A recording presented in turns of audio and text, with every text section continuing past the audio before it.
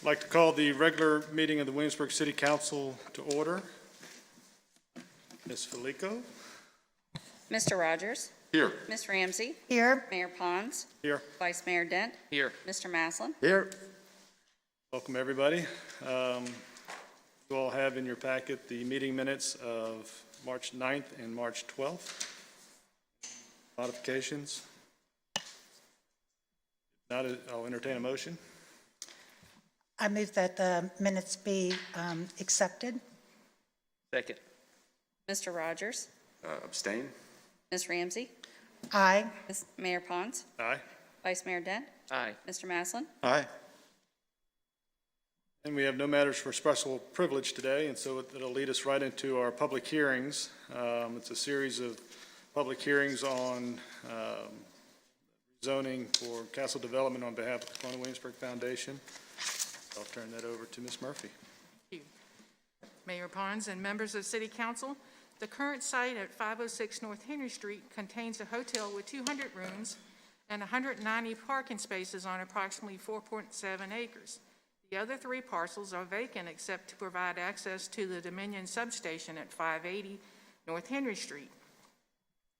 Castle Development Partners, LLC, is under contract to purchase 4 parcels from the Colonial Williamsburg Foundation, which are the current hotel site at 506 North Henry Street and the 3 adjoining parcels at 504, 510, and 520 North Henry Street, for the proposed construction of a new apartment complex with up to 162 units, as shown on the overhead.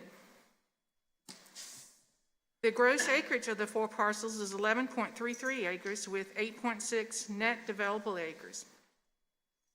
Their proposal is to demolish the existing buildings for construction of multiple buildings, as shown on the overhead, with up to 162 apartments consisting of 1 and 2 bedroom units. They anticipate approximately 65 to 70 one-bedroom units at approximately 789 square feet in size, and 82 to 92 two-bedroom units about 1,300 square feet in size. These figures exclude balconies. The applicant is proffering 13% of the 162 units at a market reduced rate to persons earning no more than 80% of the Williamsburg median family income, as determined by HUD for the first 15 years, resulting in these units being income and rent restricted if the proffer is accepted. Rents proposed for the market rate units are for a 1-bedroom at $1,390 and $1,560 for a 2-bedroom. In my packet, I calculated the rent restricted units incorrectly. As you can see on this overhead, I added to my presentation, the 80% HUD median income for Williamsburg is for 1 person, $46,200, 2 people, $52,800, 3 people, $59,400. So a 1-bedroom unit at 80% of the median income, and the applicant anticipates 1.5 persons in a 1-bedroom unit and 3 persons in a 2-bedroom would equal to $49,500. At $49,500 times at HUD, you estimate 30% of your income going towards housing. That would equal $14,850. You divide that by 12 months. And the figure would be, based on the proffer, $1,237.50 a month. For a 2-bedroom unit at 80% of the median income for 3 people, it would be $59,400 times the 0.30 would give you $1,782. Divide that by 12, and that would be $1,485 per month for a 2-bedroom unit. I mentioned in my packet amenities such as a clubhouse, swimming pool, entertainment, lounge, club room, fitness center, pet washroom, car wash station, rooftop beer garden, dog park, indoor bike garage with surface and garage parking. Fire monitors and sprinklers will be provided in all the buildings. The applicant proposes relocating 1 entrance further north to provide additional separation to the train tracks on North Henry Street. This entrance will be used to enter the property and the Dominion substations. Both entrances on the conceptual site plan will be exits, so the main entrance is the one up this way, and that's the one that was moved a little bit. Parking required for the 162 units is 266 parking spaces, and 268 spaces are proposed. This slide is the conceptual lighting plan, which consists of a combination of pole-mounted and building-mounted fixtures with cutoffs to limit glare to adjacent properties. The developer proposes to relocate the current WADA bus stop with no shelter from the northeast side of the entrance to the south side of the entrance of Highland Park to allow for a bus stop containing a shelter for residents of the Highland Park neighborhood and the proposed development. New 5-foot sidewalks are proposed along North Henry Street by the developer. A trash compactor is proposed to collect trash for the development. This slide shows the 4 parcels under contract and the 5th parcel that houses the substation with Colonial Williamsburg Foundation retaining ownership of that parcel. The applicant's requests are comprehensive plan change, PCR 20013. They are requesting to amend the comprehensive plan designation for 504, 506, 510, 520, and 580 North Henry Street from the Colonial Williamsburg support to mixed use. This request changes 4 properties under contract with Castle Development and the Dominion substation lot that will retain ownership by the Colonial Williamsburg Foundation. In your packet, I provided the current Colonial Williamsburg support comprehensive plan information along with the proposed mixed-use designation. At the Planning Commission meeting in January of this year, the Commission discussed the potential sale of this property as part of our comprehensive plan update. After the discussion, the Commission determined this property was not suitable for commercial use due to its location and distance from Merchant Square. The Commission directed staff to review multifamily zoning districts and return with recommendations. The Commission stated they prefer commercial development starting from Merchant Square and developing outward. In the current comprehensive plan, mixed use is used to provide flexibility in land uses and density with a special use permit based on the zoning classifications for an individual property. Mixed use is designed to be more limited than downtown commercial, corridor commercial, and urban commercial land use, but also provides flexibility. Staff recommended to Commission supporting the mixed-use designation for these 5 properties because the Colonial Williamsburg Foundation will no longer own 4 of the 5 properties. The 5th property owned by the Foundation does not directly support the Colonial Williamsburg Foundation. Therefore, staff recommended a mixed-use designation will continue this designation, which is currently along North Henry Street and Scotland Street, as shown on the comprehensive plan map on this overhead. The next case is PCR 20-14, the rezoning from MS to LB1 with proffers.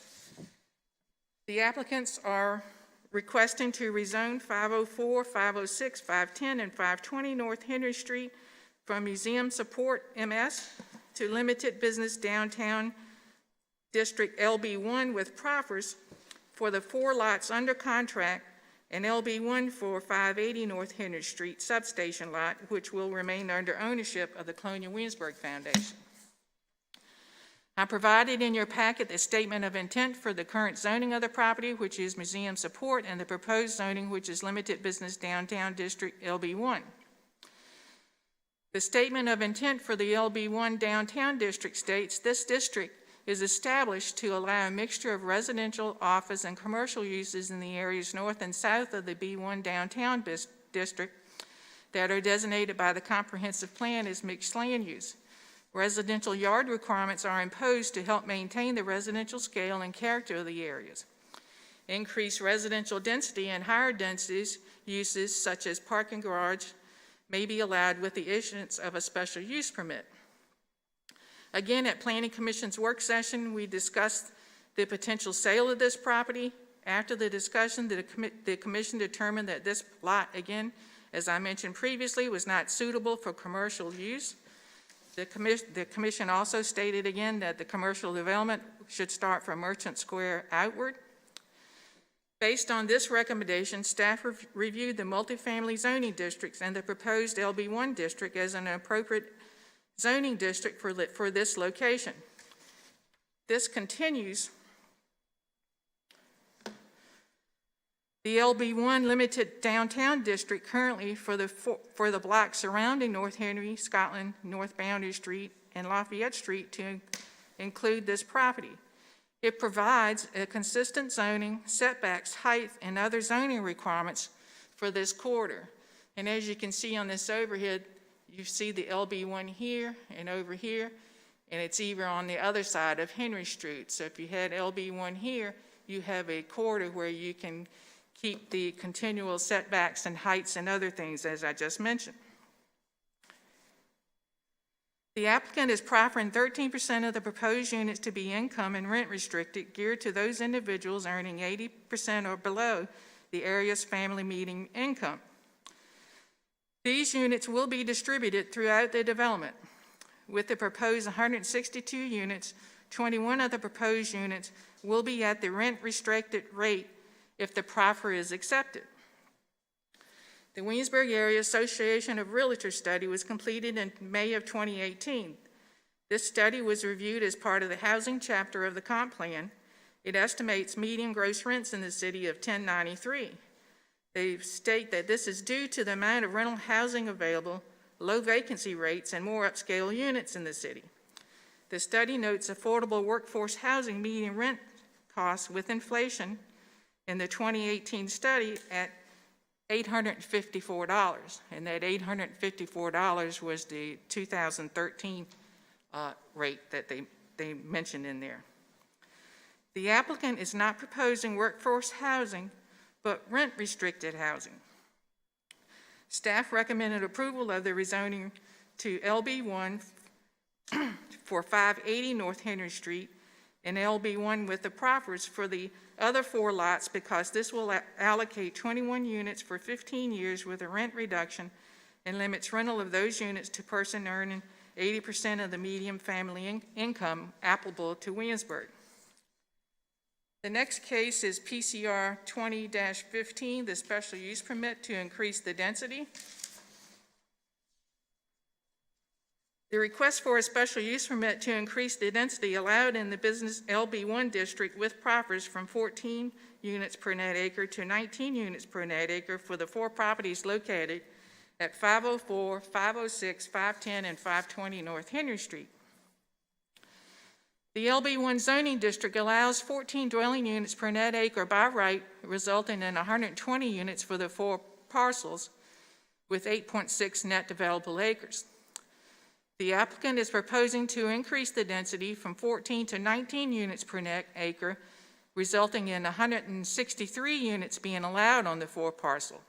As mentioned previously, they are proffering 162 units with 13% of the units or 21 units being rented at the reduced rate to those earning 80% or below the area's family median income. The increase in density allows 42 additional units for the development as proposed by the applicant. To increase density requires a special use permit being granted, meeting the special use permit section of the zoning ordinance. I included that in your packet. 5 buildings are proposed to house the apartments with parking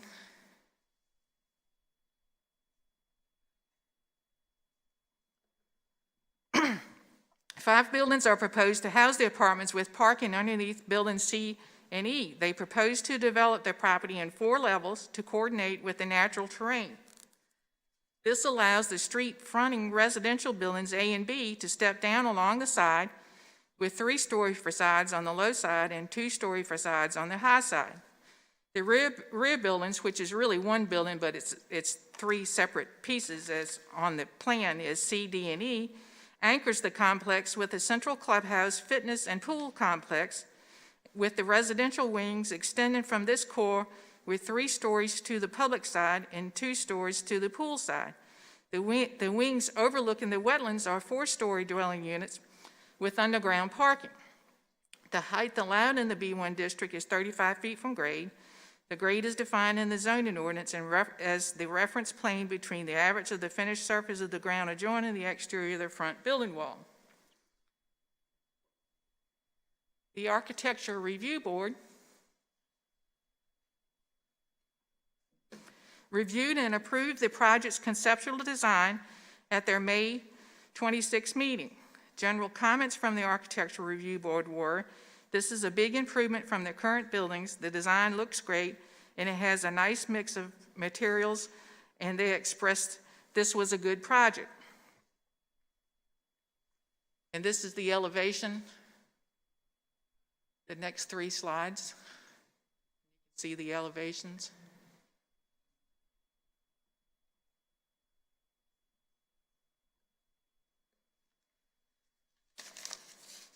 The Site Plan Review Committee met on the proposal at their June meeting. They raised concerns about the 30% slopes, the number of income-restricted units, trash collection, bike location, screening from Highland Park, and sidewalks. As I mentioned previously, I included in your packet the SUP requirements. The applicant has submitted a traffic impact analysis, utility information, fiscal impact analysis, archaeological, soils reports, and stormwater information. Land Tech Resources prepared a traffic analysis which concluded the traffic generated by the proposed development does not warrant the installation of other right or left turn lanes on North Henry Street at the entrance to the project. The analysis determined fewer trips for the new use than the current use, from an average of 1,634 trips per day for 200 motel units to 1,089 trips per day average for the 162 apartments. I would note that this considers the motel being occupied at a reasonable level and not closed as it has been for months. They also note the proposed entrance relocation meets applicable site distance requirements. I looked at the weekday traffic volumes for this stretch of North Henry Street from Lafayette Street to Route 132Y, and the counts in 2007 were 7,504 trips. In 2010, 6,400 trips, and 2019 were 4,500 trips. So this is a reduction of over 3,000 trips since 2007. The city engineer has reviewed and agrees with the traffic analysis. For utilities, the site is served by the existing 16-inch water main with sufficient pressure to serve the proposed development. The project will increase daily water and sewer discharge by 21,120 gallons a day. The city's sewer system has sufficient capacity for the increased flows, and no downstream improvements are required. The fiscal impact study concludes a positive fiscal impact to the city at build-out of $437,478. They estimate an annual net positive impact of $291,864 through direct and indirect tax revenue. They estimate the valuation of the project at the completion of $32,400,000, which results in real estate sales tax of $194,400 annually. They estimate revenues of $169,545 annually for additional sales downtown from shopping and dining. They estimate personal property taxes are $193 per person, resulting in an additional $73,533 to the city. They estimate expenses at $61,794 per year for 6 school-aged students and $83,820 for emergency services, totaling $145,614. They estimate this results in a net positive impact annually of $291,668 to the city. During this process, several questions have been raised about the number of children for this project. Staff looked at the number of children for similar apartment complexes recently constructed in the city.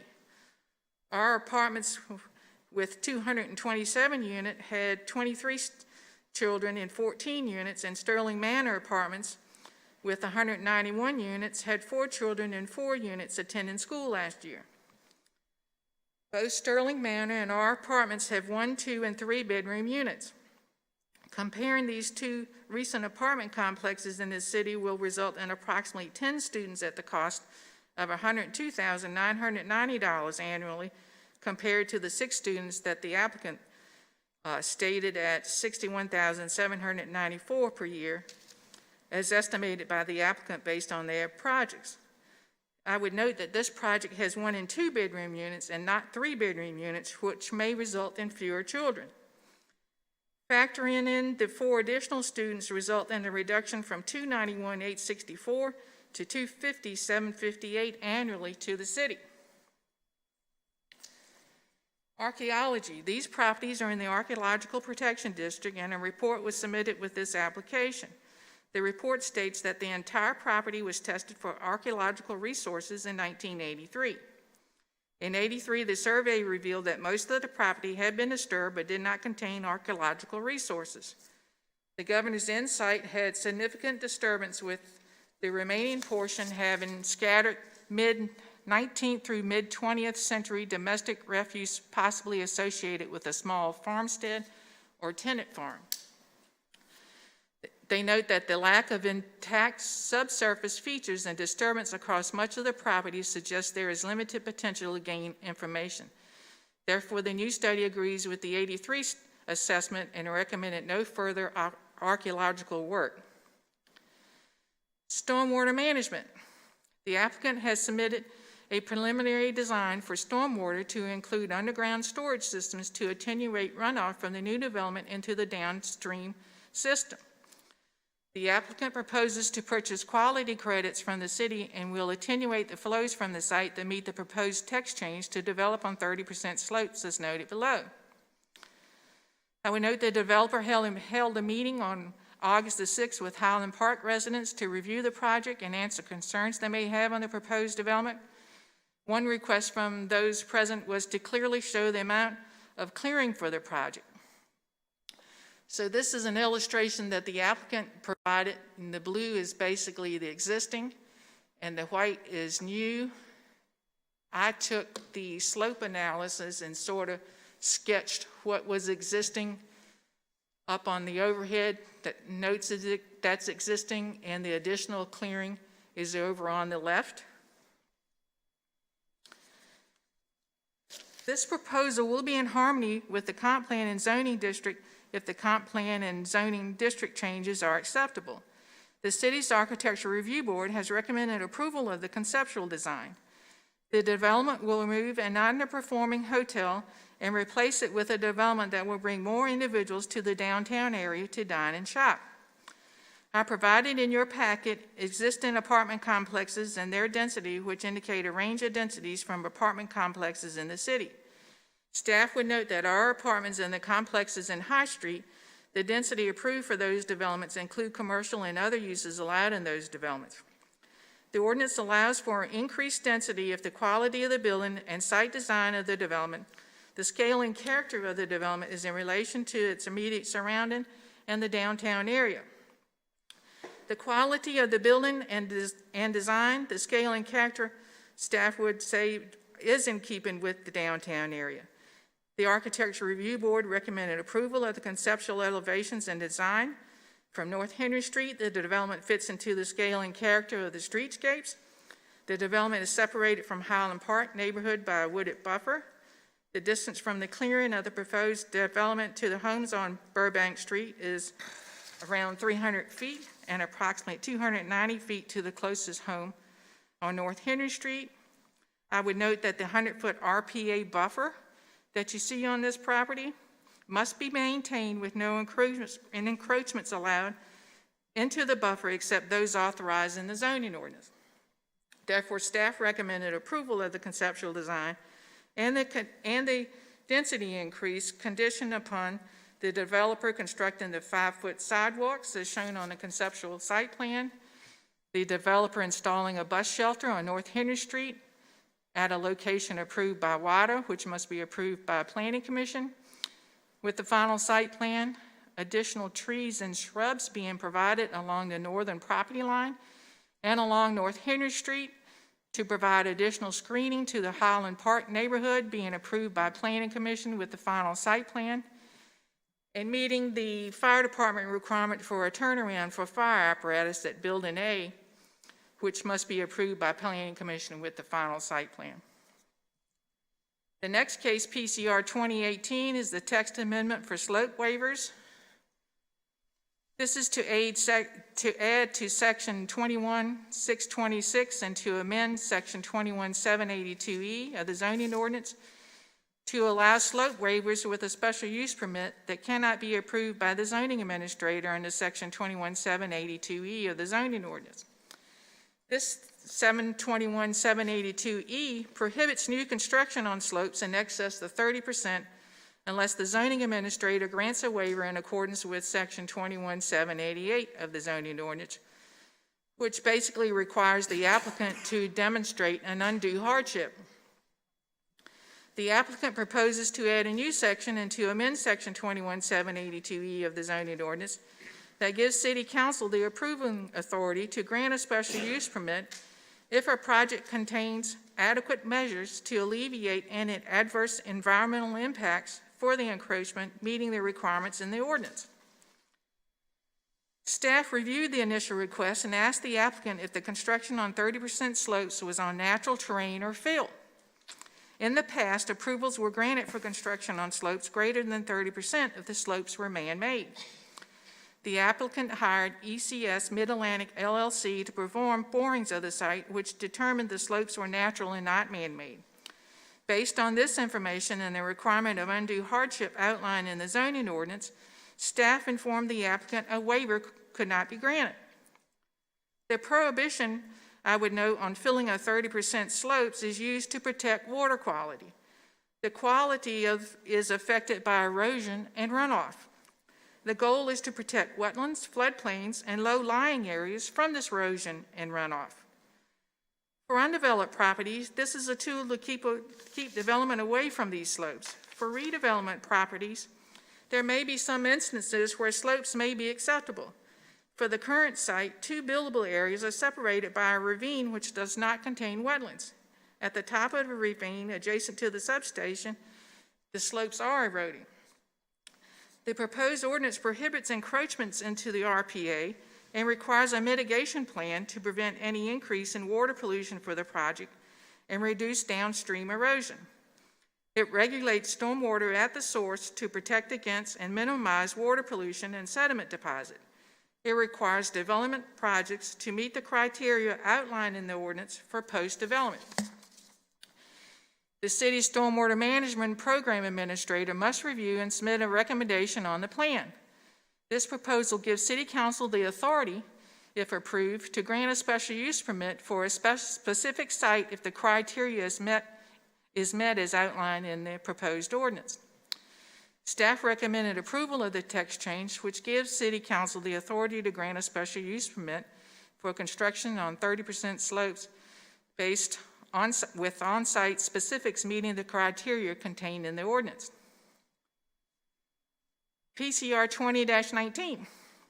This is a request of Castle Development Partners on behalf of the Colonial Williamsburg Foundation for a special use permit to encroach into 30% slopes for redevelopment of the Governor's Inn site for the proposed construction of up to 162 apartments and associated infrastructure at 504, 506, 510, and 520 North Henry Street.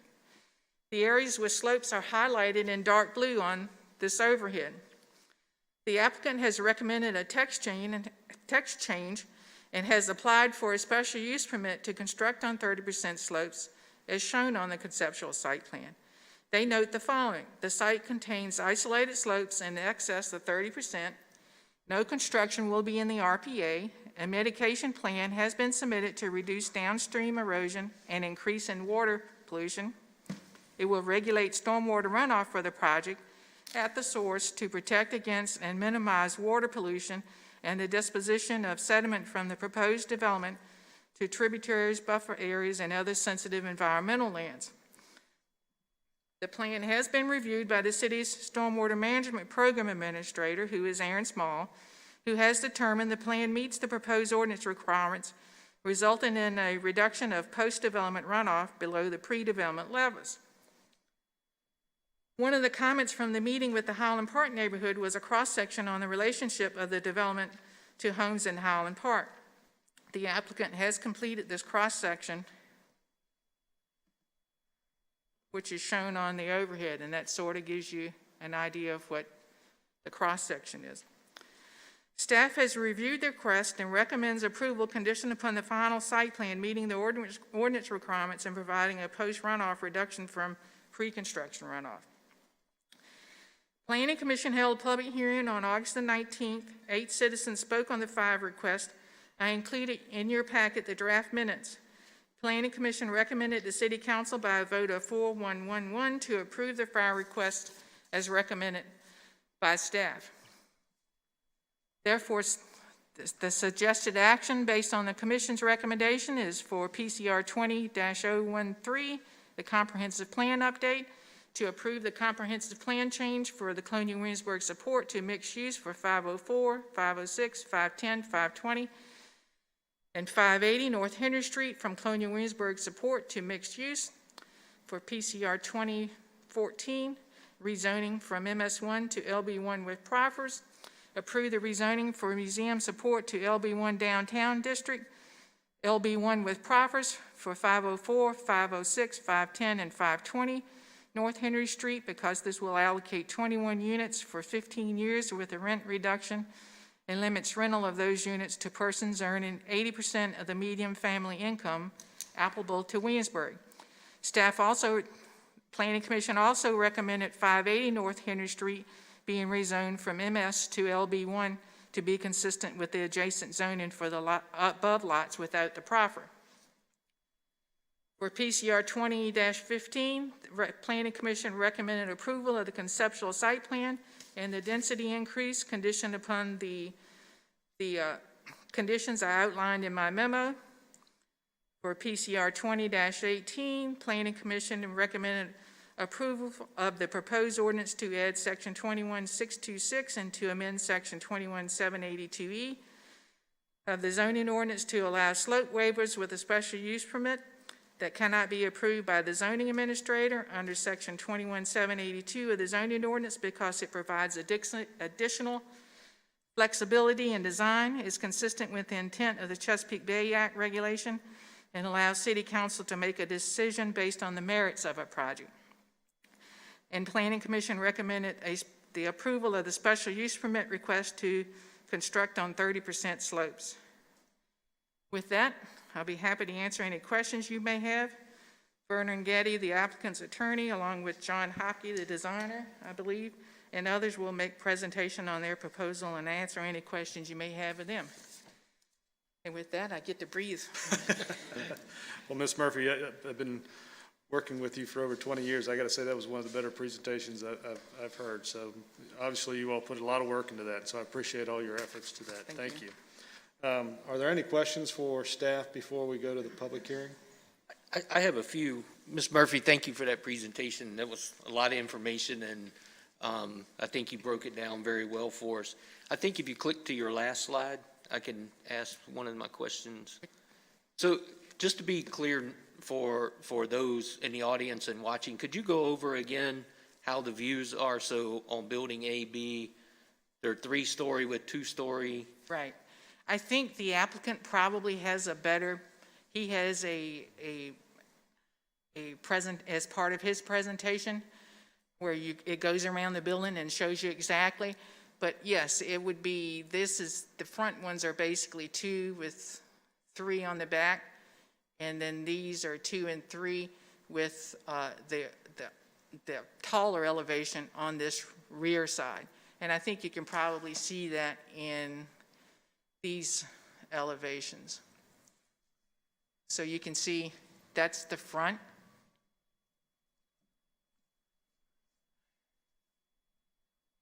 That's what you see when you go down that driveway. The upper one is the 2-story, the lower one is when it drops off. And that's the back buildings is what you would see. The upper ones, I believe, face the train tracks, and the lower one faces Highland Park neighborhood. Okay. So I think that But I think you'll see a better representation with the applicants. And do you know, how does that height compare to the existing Governor's Inn? I think it's similar, especially in the front. What the difference is you're taking into account these slope changes here. So they're basically building in those slopes. So the height of the building from the street will look basically the same across when you're looking at it from North Henry Street.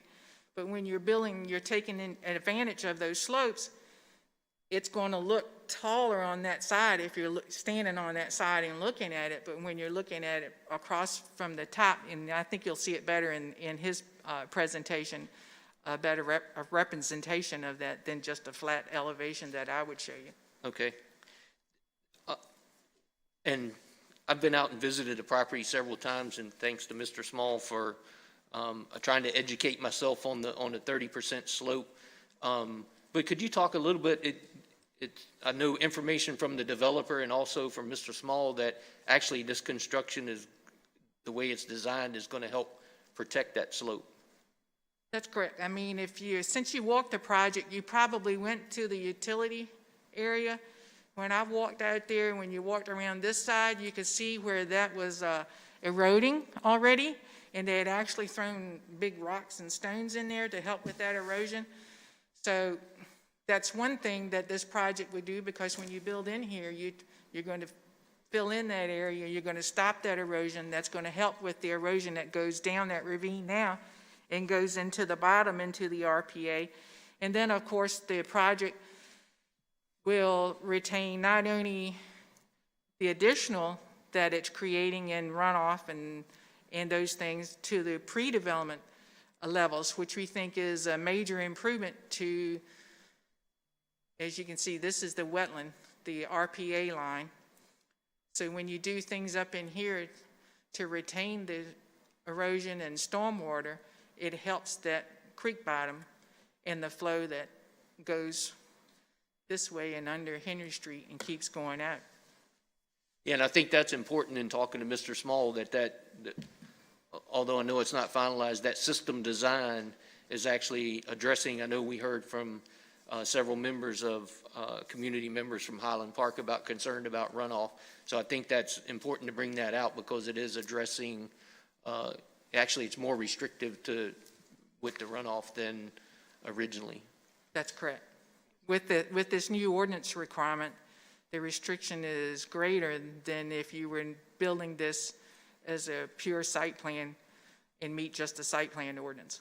Or even better than leaving it alone in its current condition. Yes, because right now it's eroding down that ravine. That's all I have for now. Mr. Maslin? Yeah, so we're being asked to review 5 Planning Commission resolutions. The first 2 talk about the comp plan and zoning, and one of the questions from the community is why rezone? Well, since Colonial Williamsburg will not own this land, we have to rezone, correct? Yeah, that's correct. Once the foundation gets rid of a piece of property, then it doesn't meet the intent of the museum support district. So then we look at changing that to something that's more in keeping with the property and the surrounding area.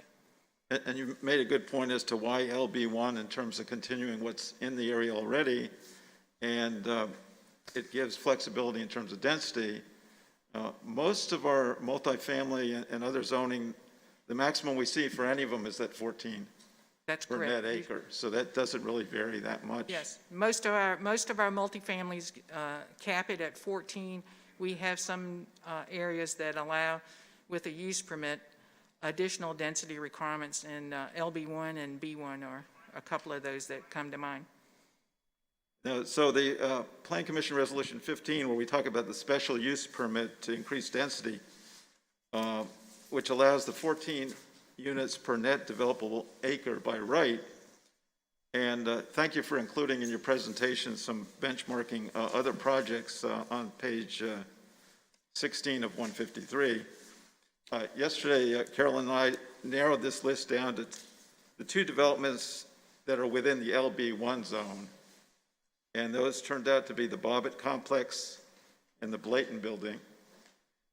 And the Bobbitt complex is noted as 43.8 acres, 43.8 units per gross acre, Blayton at 8.5 units per gross acre.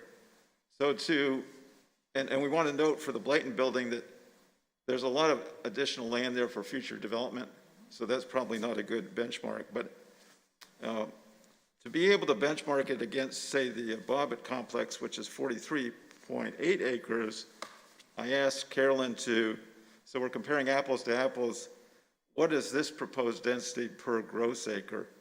And I think you calculated that at 14.3. Yep. This was 11.33 acres, so if you take 162, you come out to 14.29 gross acres, units per gross acre.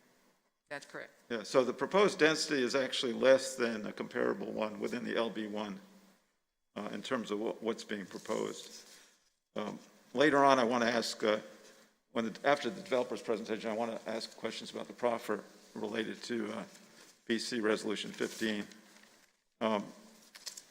This project will be a great way to improve downtown vibrancy.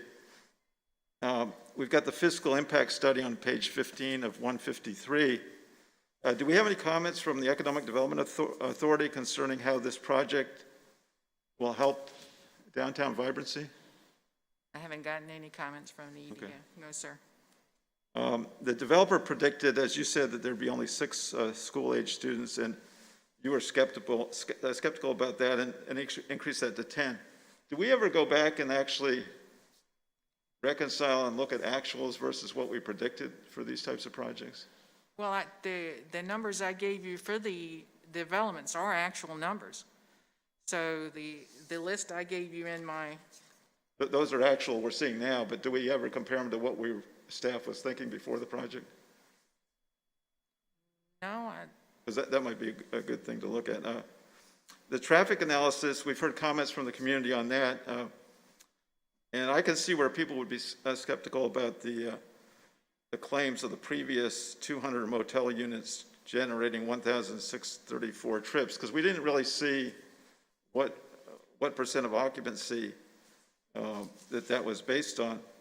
But talking to the city engineer yesterday when we went out to the site, we picked the most wet day to go out to the site with the vice mayor so we can actually understand what's going on with the water there. But he explained that the traffic studies that we look at are really based on national tables and not our specific situation here. Did you want to say anything more on that, Aaron? Essentially, what the tables and the rates that are drawn are based on many actual usage and studies done throughout the nation. And so what you see is you get a rate per room based on motels. And so even if you're checking a motel that's got 300 rooms, but if only 200 are occupied, it takes into account that occupancy. Do you see what I'm saying? So they generate so many, so they give us a data point based on the full number of rooms. Then you get another data point, and there's a whole bunch of studies that are done. So you get hundreds of data points, and that's what the rates are actually based on. So it does take into account that occupancy. And what you find is that occupancy of any type of lodging is much higher than a residential use that you get from apartments. It's practically double, I believe. And so what tends to happen is people that go visit and stay at lodging, they're going out to visit this attraction, then they come back. They take a nap, they go to lunch, they come back, they go to dinner, they come back, then they go out for the evening. And so they're constantly going back and forth. Whereas we even talked about it yesterday, how many trips a day would you make from your own house? It might be 4 at the most.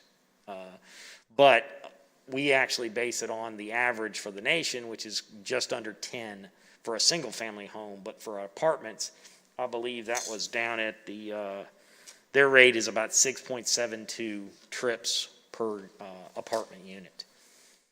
And so it's just a much lower rate as well as a lower number of units.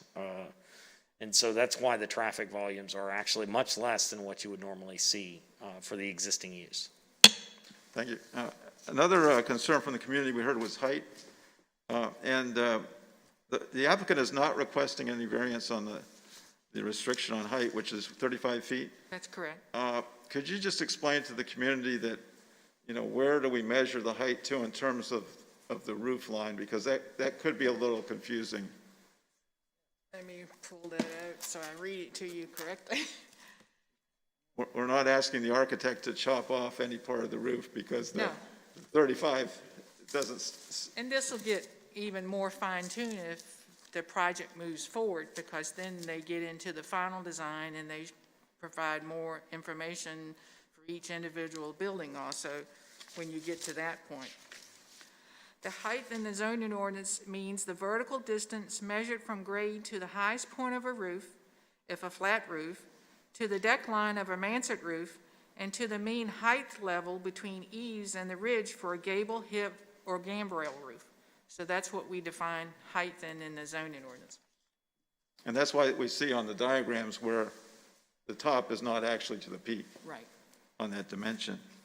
In terms of stormwater, we talked about the mitigation plan and the city engineer reviewing what was submitted, which we don't see that in the package, but you have reviewed it and you approve it. And maybe for future presentations, we might put in the package just a communication from you, documenting what was reviewed and approved. So after the city council approval, there are two other meetings that this project would go through. Would be Architectural Review Board and the Planning Commission Site Review Committee, right? That's correct. If this project was to move forward, the next step for the applicant would be to go and do their final designs, do their final site plan. Before the final site plan could be approved by Planning Commission, they would have to have Architectural Review Board approval. And sometimes that might be one meeting or two meetings or several meetings, depending on the final design. But basically, we have Architectural Review Board meetings approval and Planning Commission meeting for the final site plan left. Okay, and then I'll have questions about the proffer agreement after the developer presents. Thank you, Mr. Maslin. Well, thank you, Carolyn, for all of the work that you've done putting together this package. Very commendable, and really appreciate all the effort, time, and diligence that you put forth. I also want to thank the community of Highland Park for providing us with a lot of comments and questions. Pat and I were at the Highland Park Civic Association meeting last night, and it allowed us an opportunity to review some of the questions and comments that have been brought up today from Mr. Maslin and Vice Mayor Dent, so that everyone is aware of some of the questions and comments. And so I have just a couple more. Ted mentioned about changing MS because that's only allocated for CW, and that we're proposing it to go to an LB1, which has other lots within the same area there.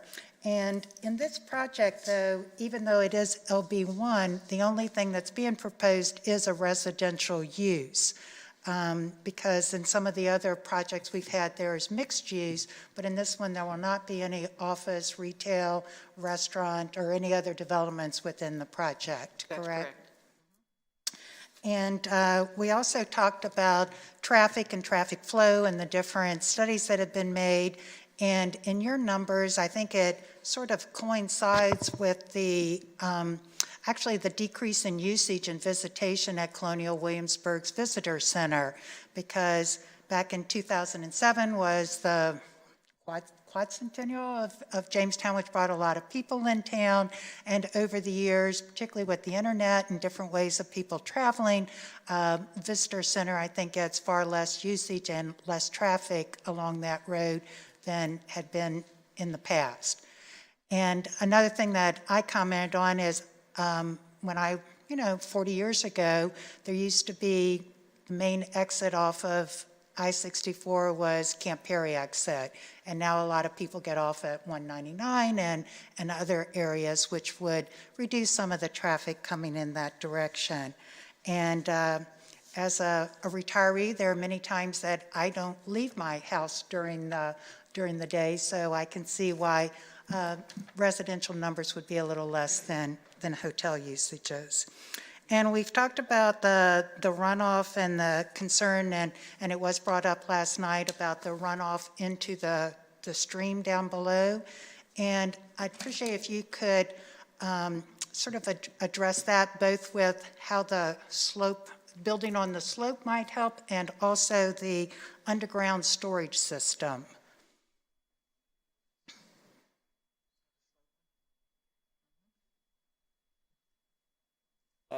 Ms. Ramsey, what you're seeing, right now, we get a lot of runoff that's currently coming off the back of the Governor's End site, and it has a long path to go across there, where the new building is going to be in the pool. Then it flows down that slope, and then it continues on through the RPA. Post-development, what they'll do is they will actually collect all of the water that's in the additional clearing area as well as the existing area, and that'll be directed into their internal stormwater system, where then we use the storage tank underneath the parking lot to kind of store that water, let it build up, and then we release it at a much lower rate. It's very similar to the system that's used here at the Stryker building. Many people don't realize that the parking lot right outside in the library, there's a large tank underneath the parking lot. And so all the runoff from the much larger Stryker building, which is about twice the size, if you recall, is now stored in that parking lot and released at a much lower rate, to the same rate as what we had before. So That way it's we don't overwhelm the system. And so the runoff coming from the new development is stored in that system, and then you'll see there's a small line over there on the upper left heading out to the stream. That'll be a pipe system outfall that'll allow it to go directly to the system of the stream. So the slopes and the RPA buffer itself now are not as loaded as they were currently. And so they don't have to function as hard as they're having to function now. And so it actually helps the water quality as well. So it's sort of like a cistern underneath the It's the exactly parking like a cistern. that then you just, like a dam, release it as the water Yes, table it's allows just an for it. underground lake dam to release it at a much slower rate over time. Well, I think that's helpful to know because, as I say, there were questions and I wasn't exactly sure of how that system might work, so I appreciate that. And one other thing that was brought up was about the bus shelter. And as I understand it, this is not a WADA constructed project that the developer will actually pay for. Correct. The current stop is over on this side. And when we looked at that, there's no place on that side to put an actual shelter. And staff thought that a shelter was important to the existing users and the proposed users because that stop gets quite a bit of pickup. So since we couldn't put it over here without doing a lot of filling and affecting the wetlands, staff asked if we could put one in this section. In the initial plan, it was shown further down in this area, which was shown incorrectly because WADA doesn't go into neighborhoods. So WADA actually stops here and then again somewhere over here going out. So staff asked, I talked to the WADA director and said, would it be helpful to have a shelter? And he said, yes, it would be really nice to have a shelter. And he agreed that it needs to be on this side somewhere. There was some individuals who thought you should put it up here. And I said, well, that's really not friendly to the neighborhood to be able to walk back in here, that I think it needs to be in here. And that's part of the approval process, is that gets finalized with WADA if this project moves forward onto a final site plan. So WADA agreed that there was need for a bus shelter, but just didn't have it in their budget to put one in place. And you're looking at a cost of somewhere between, normally WADA said between $16,000 and $20,000 Okay. for one shelter. For one shelter.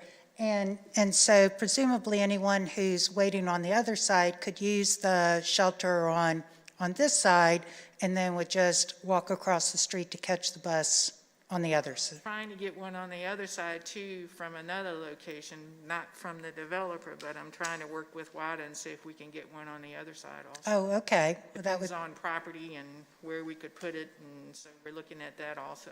but that's a little bit more That's different from complicated. this project. So, okay, well, I think that takes care of my questions for now. Thank you. Carolyn and Aaron, thank you all both very much again for giving such a lengthy and thought-out presentation. I do have a couple questions, but I recognize that I think there are some members of the community here, so I will save some for the developer afterwards. Okay. With that, we'll go to the public hearing, and I'd like to welcome Mr. Getty to come forward representing Castle Development.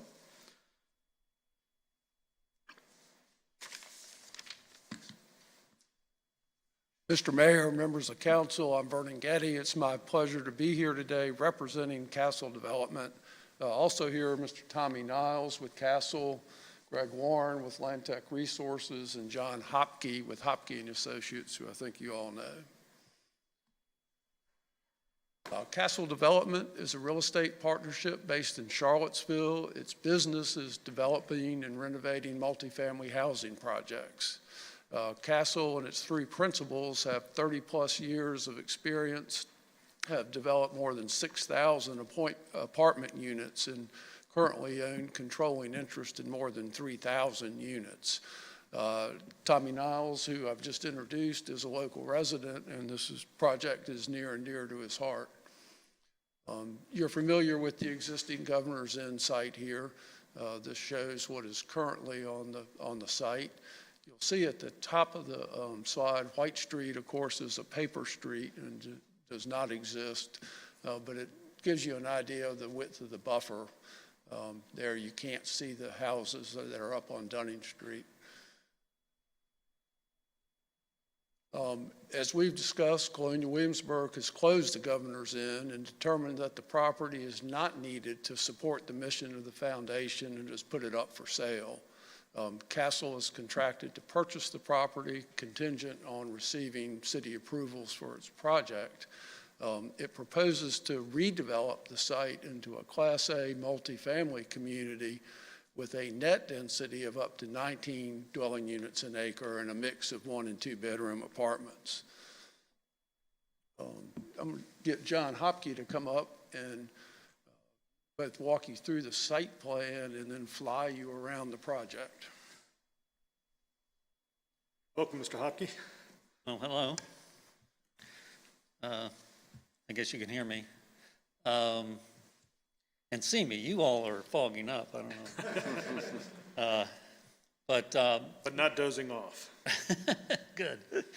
Well, you know, when we got started on this, one of the things we knew we wanted to do is have it tie in all the way to Merchant Square. And so we kind of took a walk down the street and looked at Merchant Square, not with the idea of replicating that architecture, but try to think about what about the, why is Merchant Square successful with that level of architectural density? Because we knew we needed something here with that kind of architectural density, and we also wanted that kind of human scale in a walkable area, walkable community. And so one of the things that we did, and you'll see this when we move forward through the slides, is we looked at we broke it up into multiple buildings. And with each building, we did a mansard roof so that we could get the mechanical units off of the ground and out of sight. But then we did a lot of cross gables into the mansard, and then separated those horizontally with changes of materials. And so what that does is it makes each one of the buildings look like a collection of smaller buildings that have been linked. And all of a sudden, the scale of the buildings comes down to be something that's more comfortable, more residential. Just to get you oriented, is this the? That's the light, okay. So that's North Henry. And so what we did is it's broken up into multiple buildings. It's really 3 buildings, but it's in a way it's 5. And these 2 buildings, we did perpendicular to the street so that as you walk down the street, you would see the narrowest profile of the building. And right now, the entrance to the hotel is up here somewhere. And it works better all the way around to move that down a little bit because it gets away from the railroad tracks. And then a secondary entrance, which is very useful, will be a right out, is already existing here as a easement for the power company to get back here. On to the next slide. That one? That one? Oh. You're here. So, so this will, like the middle one? Okay. This will kind of take you through and give you a sense of the massing and the architecture. So we're coming in that entrance off of North Henry Street. Duck here. But so you have, on the left, you have 3-story buildings, and on the right, 2-story buildings. So the whole site is terraced. And it's a very challenging site, but it's filled with opportunities too. A lot of it's already terraced because of the hotel, but we've kind of extended that idea into the rest of the buildable part of the site. And that's the taller piece of building there that is built over top of the 30-foot bluff. And again, all that stormwater gets collected by the roof and the other elements there. And instead of eroding the hill further, it's all collected and goes into the storm system.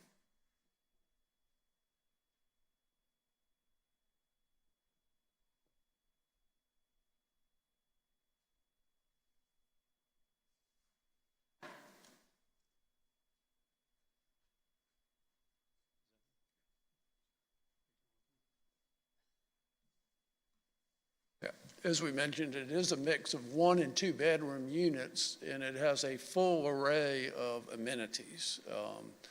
I won't read them all, but 24-hour emergency maintenance, cafes, conference rooms, game rooms, party rooms, the deck you saw, the workout building you saw. It really will be a wonderful amenity package for residents. Again, everybody's familiar. This is the existing view. The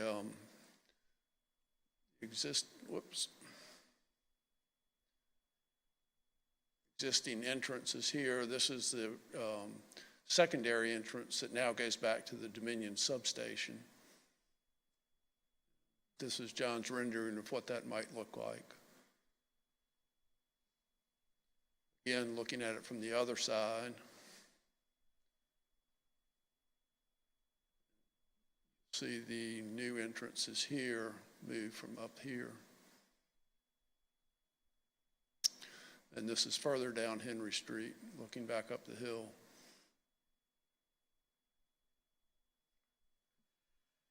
We, of course, agree with Carolyn's comprehensive report and recommendations, and want to take an opportunity to thank Carolyn and Aaron and the whole city staff for working with us on this. It is a lot of moving parts, and we really appreciate their usual professional work on this. And John Hopke remarked at the Planning Commission, Carolyn's staff report to you all was longer and more thorough than his master's thesis was. But the applicant has worked very hard with staff to address issues as they have arisen, whether from staff, Planning Commission, or neighbors. Carolyn mentioned we had a neighborhood meeting here prior to the Planning Commission meeting to sit down and listen to neighbors and discuss the project with them, and it was a very good session. I'm certainly not going to repeat all of Carolyn's report. I do want to comment just on a couple of the applications. On the SUP for increased density, the point I want to make is increased density is more than justified by the total benefits of the project, not just the rent-restricted housing, but all the benefits, which Carolyn has summarized. I'll summarize again shortly and point out that it is at the low end of the density of recently approved projects in the city, apartment projects. Particularly as Mr. Maslin has pointed out, comparing gross density to gross density. The other one I'd comment on is the slope SUP, And it's been discussed, but this truly is a situation where building on the 30% slope actually results in better protection for the environmentally sensitive areas than not. Slopes are isolated with developable land on either side. This plan will prevent erosion, and the use of the underground stormwater detention will result in a reduction in post-development runoff below its existing pre-development levels. So it will be an improvement. We've talked about the neighbors had a number of issues, lighting being one. You've seen the lighting plan with cutoffs to prevent spillover onto the neighboring property. The Wada bus stop relocation, I think that's a benefit for everybody. The sidewalk, new 5-foot sidewalks along the entire frontage of this property up to the tracks. In the buffer, it really is a well-buffered site. It's 300 feet from the edge of clearing on this site to the homes. It will remain undisturbed. The design and stormwater management plan result in a reduction in runoff, so it's a good situation.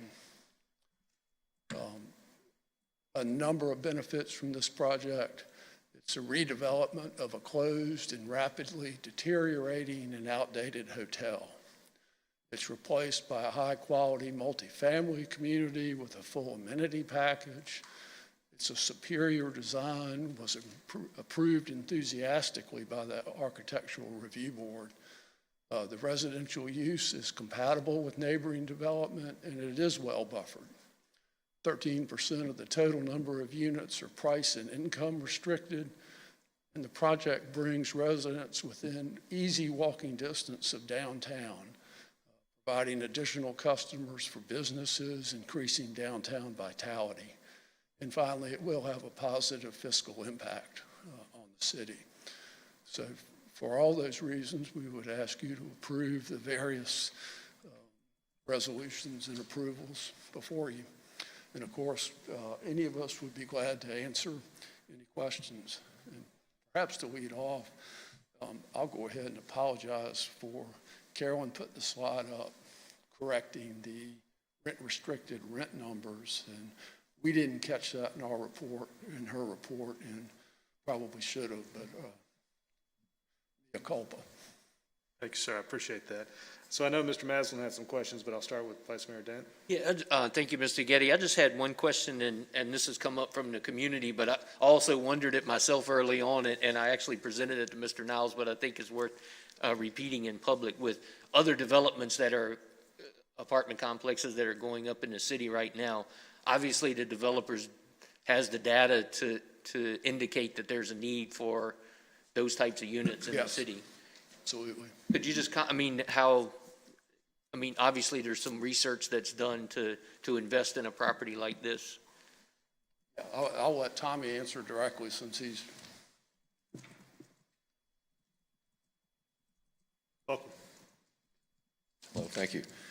So certainly on any investment of this type, we look at the market as a whole, and we look at the absorption rate, demand, how well they've been accepted into the market. Occupancy rates as a whole have been very strong in this area. You've seen new apartments come up. That was because the demand was there. So we looked at this site, looked at the market, and realized there was demand. Okay. Thank you. Before you go, Tommy, or Mr. Niles, excuse me, I think Mr. Maslin has some questions as well.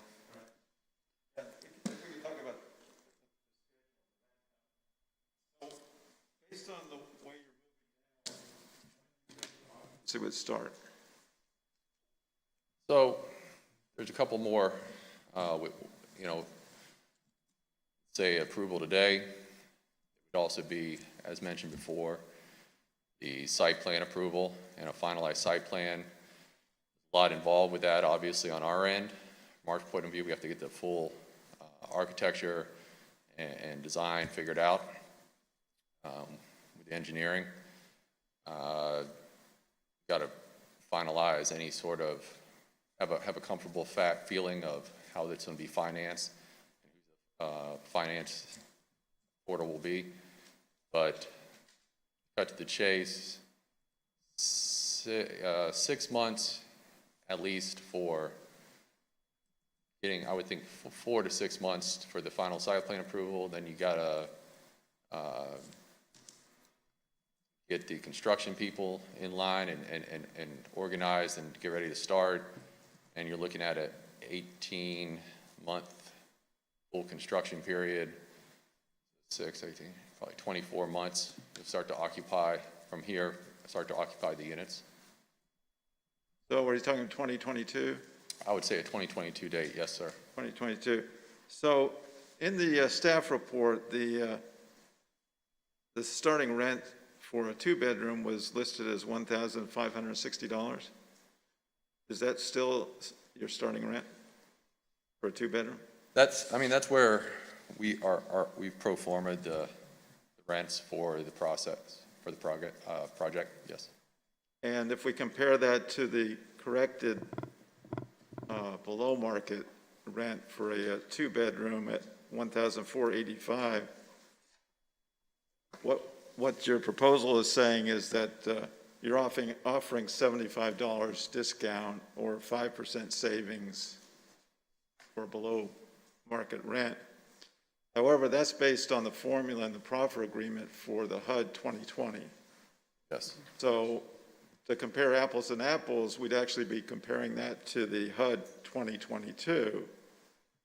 So if there's escalations in the HUD document, we could actually see the savings disappear, couldn't we, based on your proffer agreement? You would see, but you'd also, you'd see it, you're going to have that gap. There's going to be a savings compared to the market. If there was, it's safe to assume that, and you're looking on the one bedrooms, it's a $152 a month gap, and then the approximately $75 gap, as you mentioned, for the two bedrooms. But if depending on how things change with the HUD findings and what they feel is the fair and marketable rents, I don't want to assume that they go up usually that fast, that it would change. I haven't seen that. You're always, there's very few instances or none that I can think of where your market rent is going to be the same as that 80% rent on a new construction project.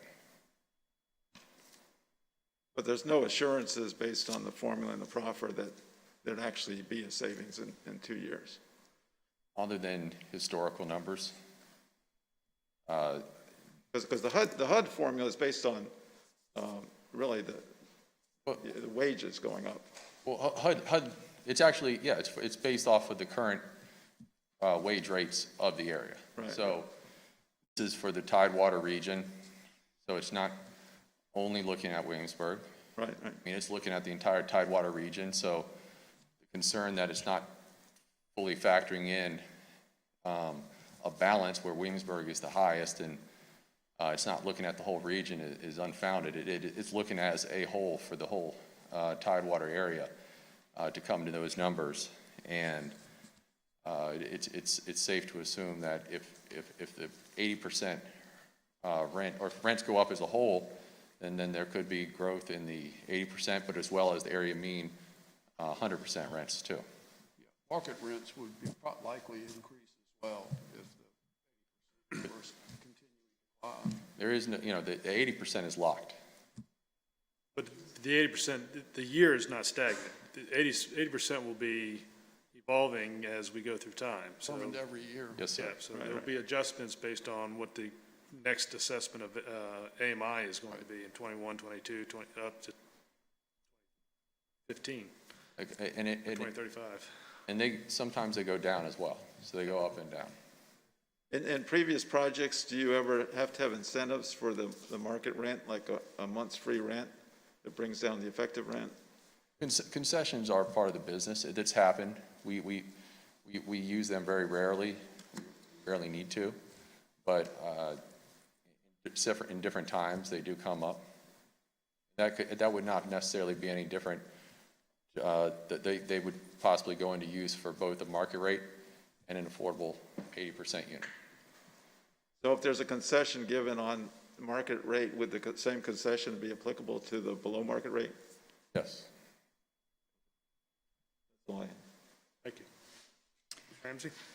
Yes, thank you. I have just a couple questions that came up again at our meeting last night. And one of them, Tommy, and you and I had discussed about adding additional evergreens to some of the property. And I don't know if you can get back to one of the slides and sort of show where those would be. Because I think you also mentioned it would be a variety of types so that it would help fill in when the leaves are off of the trees that are down the slope and in the buffer area. Right along that area right there, towards the lower part, the upper part, the current construction is right up against the end of the buildable area, and it's extremely thick. I know a lot of you have walked the property and seen that. That really can't be touched because it's in the RPA, so that would already stay as a very effective buffer. Where we hope to add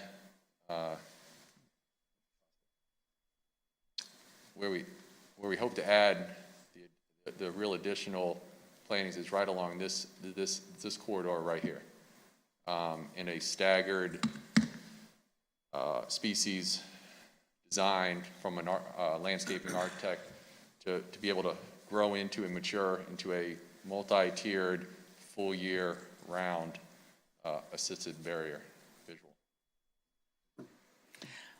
Thank you. And also, a couple other questions that came up was runoff from the roof. And I think Mr. Hopke mentioned that the way that the roofs of the buildings will be designed is that runoff will collect down below. Is that correct? Okay, so there wouldn't be any runoff from the building that would go down the slope and end up in the creek, which is... It goes directly into the tanks. It doesn't dump to surface. It goes into the pipes that feed the cisterns. I think that's really good. And the other question that came up was the location of the sort of restaurant and the bar area. And I think on one of the slides, it looked like that was going to be positioned in toward the pool area, and that there was another building behind it, so that there would be some protection and shielding from the neighborhood. That is correct. And the roofs along these, it sits lower than the roof line of these buildings, and it would be located right in this area. The rooftop lounge adds a unique and highly desired amenity to the property, and to have that overlooking the pool, and then you also have the pool or any noise from the pool buffered by this building, as well as the fitness center, kind of wrapping around and creating an alcove courtyard. So it will help protect any sound from sort of escaping from that area to another area. And we Can you don't, show that, Walt? Yeah, I think there was one slide that you had that showed that. I think that was there a Fly slide over. or just the fly through? Fly through, I think, is where it was pretty well. Kind of, Yeah, it's up there. That there. Yeah. And the other thing is the rules and regulations controlled by the management company and enforced by the management company. We don't allow loud parties at any of the properties. We don't have or throw loud parties at any of our properties. So that being, I think the bar nomenclature might be slightly misleading. It's really a gathering lounge that we can area. have community functions in an atmosphere that is kind of neat, being up and elevated and looking around. And from what I saw, based on the size of the entire project, that area is fairly small anyway. That it's not that you're going to be able to accommodate 100 people up there. It looks like more like 25 or something. Yeah, it's just for, social small social gatherings. People might want to just, get together with friends and hang out. And you just commented on something that I wanted to be sure everyone realized is there will be a property management company assigned to this project. And so once the apartments are completed, there'll be someone on staff at the facility. Yeah, final staffing on a property this size would be a minimum of 4, usually 5 individuals, 2 maintenance, 3 office, and one of the benefits of having a property of this size is being able to have that full-time on-site management with 24-hour emergency maintenance available to residents, should a toilet overflow or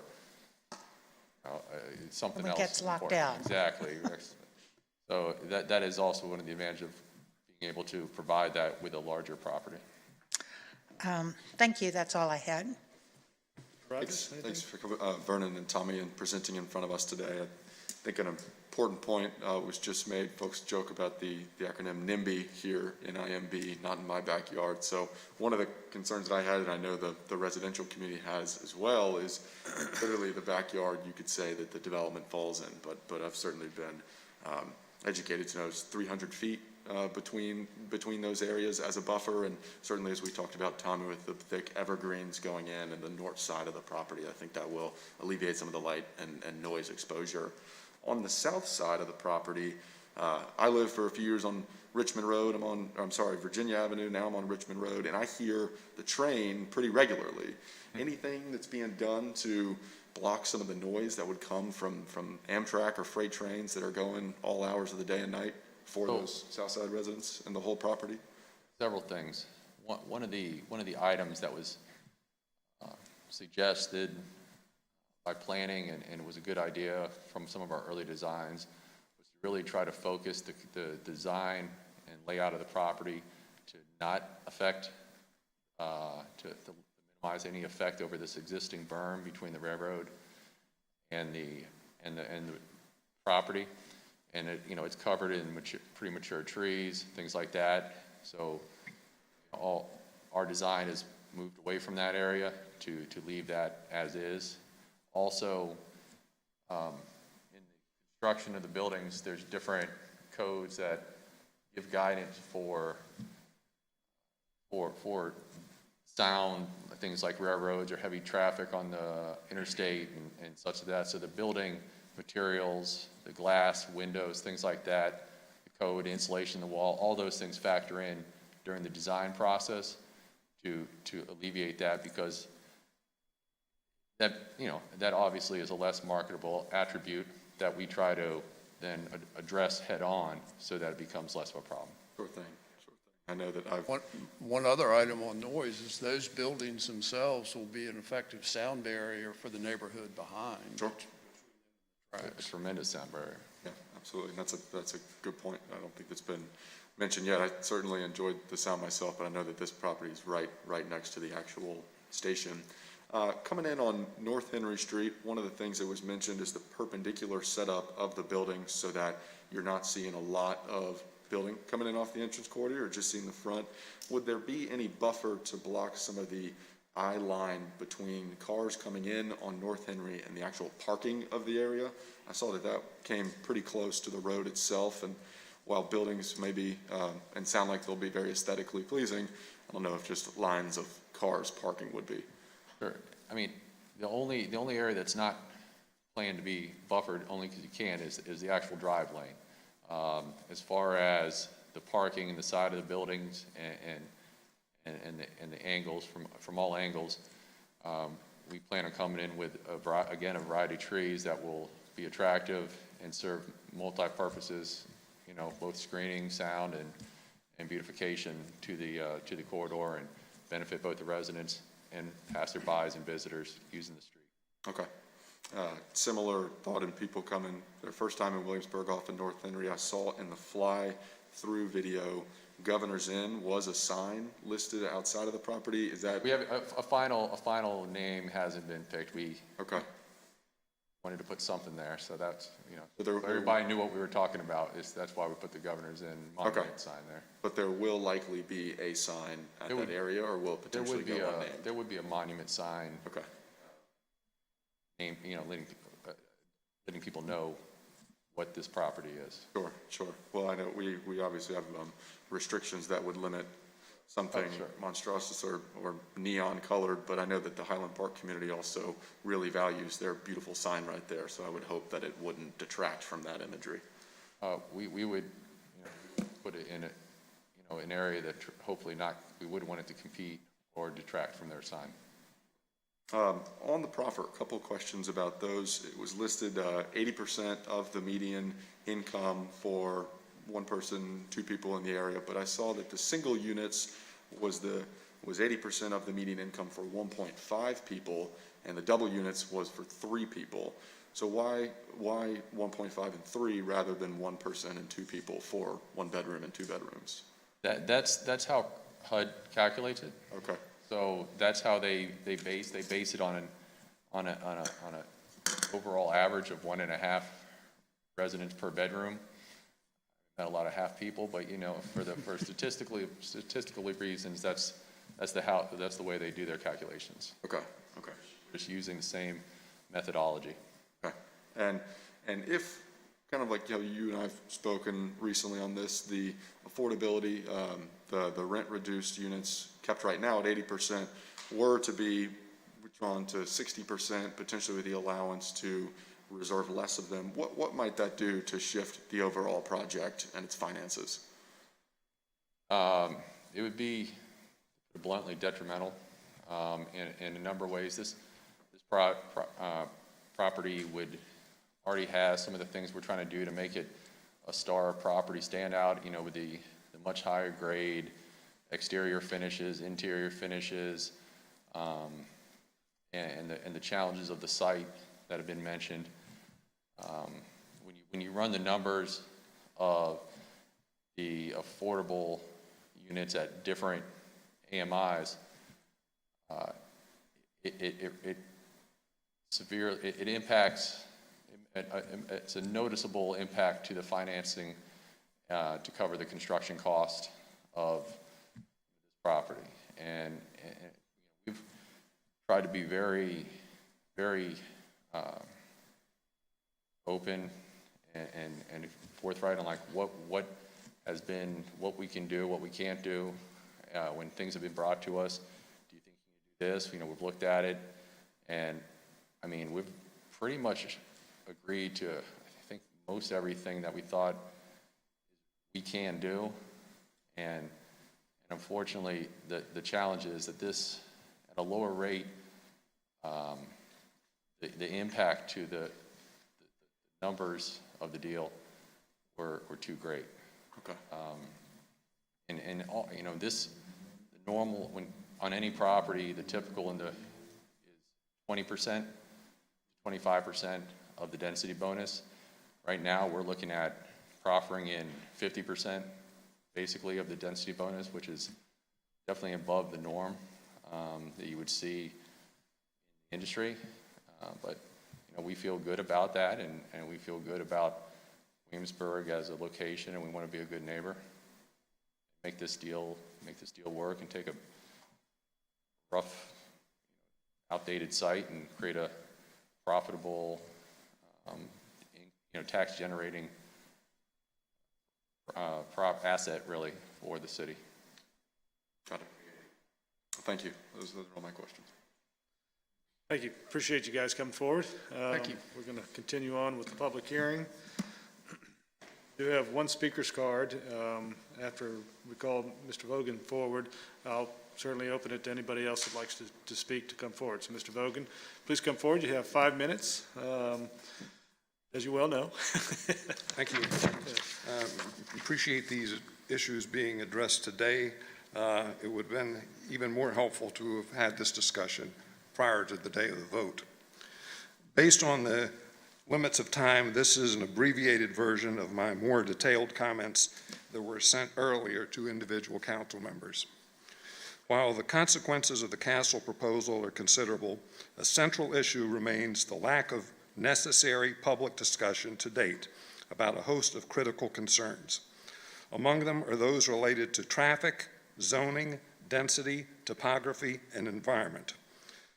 While last night's meeting at Highland Park was constructive and welcomed, a single session late in the process is hardly adequate to address in detail the full range of issues. The need for dialogue has been typified by the recent meetings of the Planning Commission, where the opportunity for public comment has been minimal. Instead, its decision to approve the proposal appears to have been a foregone conclusion, made possible only by a series of questionable concessions regarding the existing municipal requirements. Today's vote has been scheduled in spite of the following issues not having previously been addressed fully and publicly. For now, I've identified 12. Number 1, justification for demolition of the existing buildings. They are located in the Architectural Preservation District and have been used for lodging as recently as around a year and a half ago, and yet they're now being described as decrepit. 2, a traffic study that is based on data that is provably not factual. 3, consequences of introducing 265 cars into the site's immediate area. Besides congestion, there will likely be conflict with vehicular access to adjacent properties, including the entrance to Highland Park, the railroad crossing, and the post office service entrance. In combination with the recent Midtown project, what are the consequences for an additional 265 cars for traffic on Lafayette Street? Replacement, number 4, replacement of zoning that matches and is compatible with adjacent properties with a zoning island or spot zoning that conflicts with adjacent properties. 5, justification for increased density to allow an additional 40-plus units and an even greater number of cars to a site that is already overcrowded. 6, allowing building on land slopes above 30%, in this case in a ravine, even though such practices are specifically discouraged by the city's comprehensive plan. 7, significance of the site's inclusion as part of the Chesapeake Bay Preservation Act. 8, loss of wetlands and habitat. 9, destruction of many hundreds of trees by clear-cutting portions of the site. Is this not an important issue? 10, disruption of natural patterns of drainage and the potential for flooding. 11, public health dangers associated with the likely need for removal of asbestos and lead at existing buildings. 12, and let's be honest, what entities and what groups of people really benefit from this proposal, and at whose expense?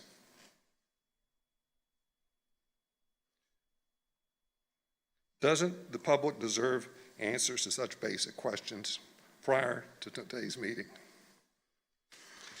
In concluding, it's my opinion as an architect that the Castle proposal is seriously flawed at an initial level, in that it appears to have been preconceived and then imposed on the landscape. Perhaps the best evidence is the lack of credibility is its failure to comply with common sense existing standards, and only by circumventing those standards has its approval to date been possible. There's too much building on the wrong site and in the wrong location. For this reason, I would recommend delaying the vote until the above issues have been addressed.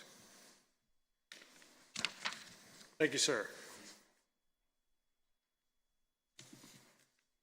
Would anybody else like to come forward? Ms. Cottrell.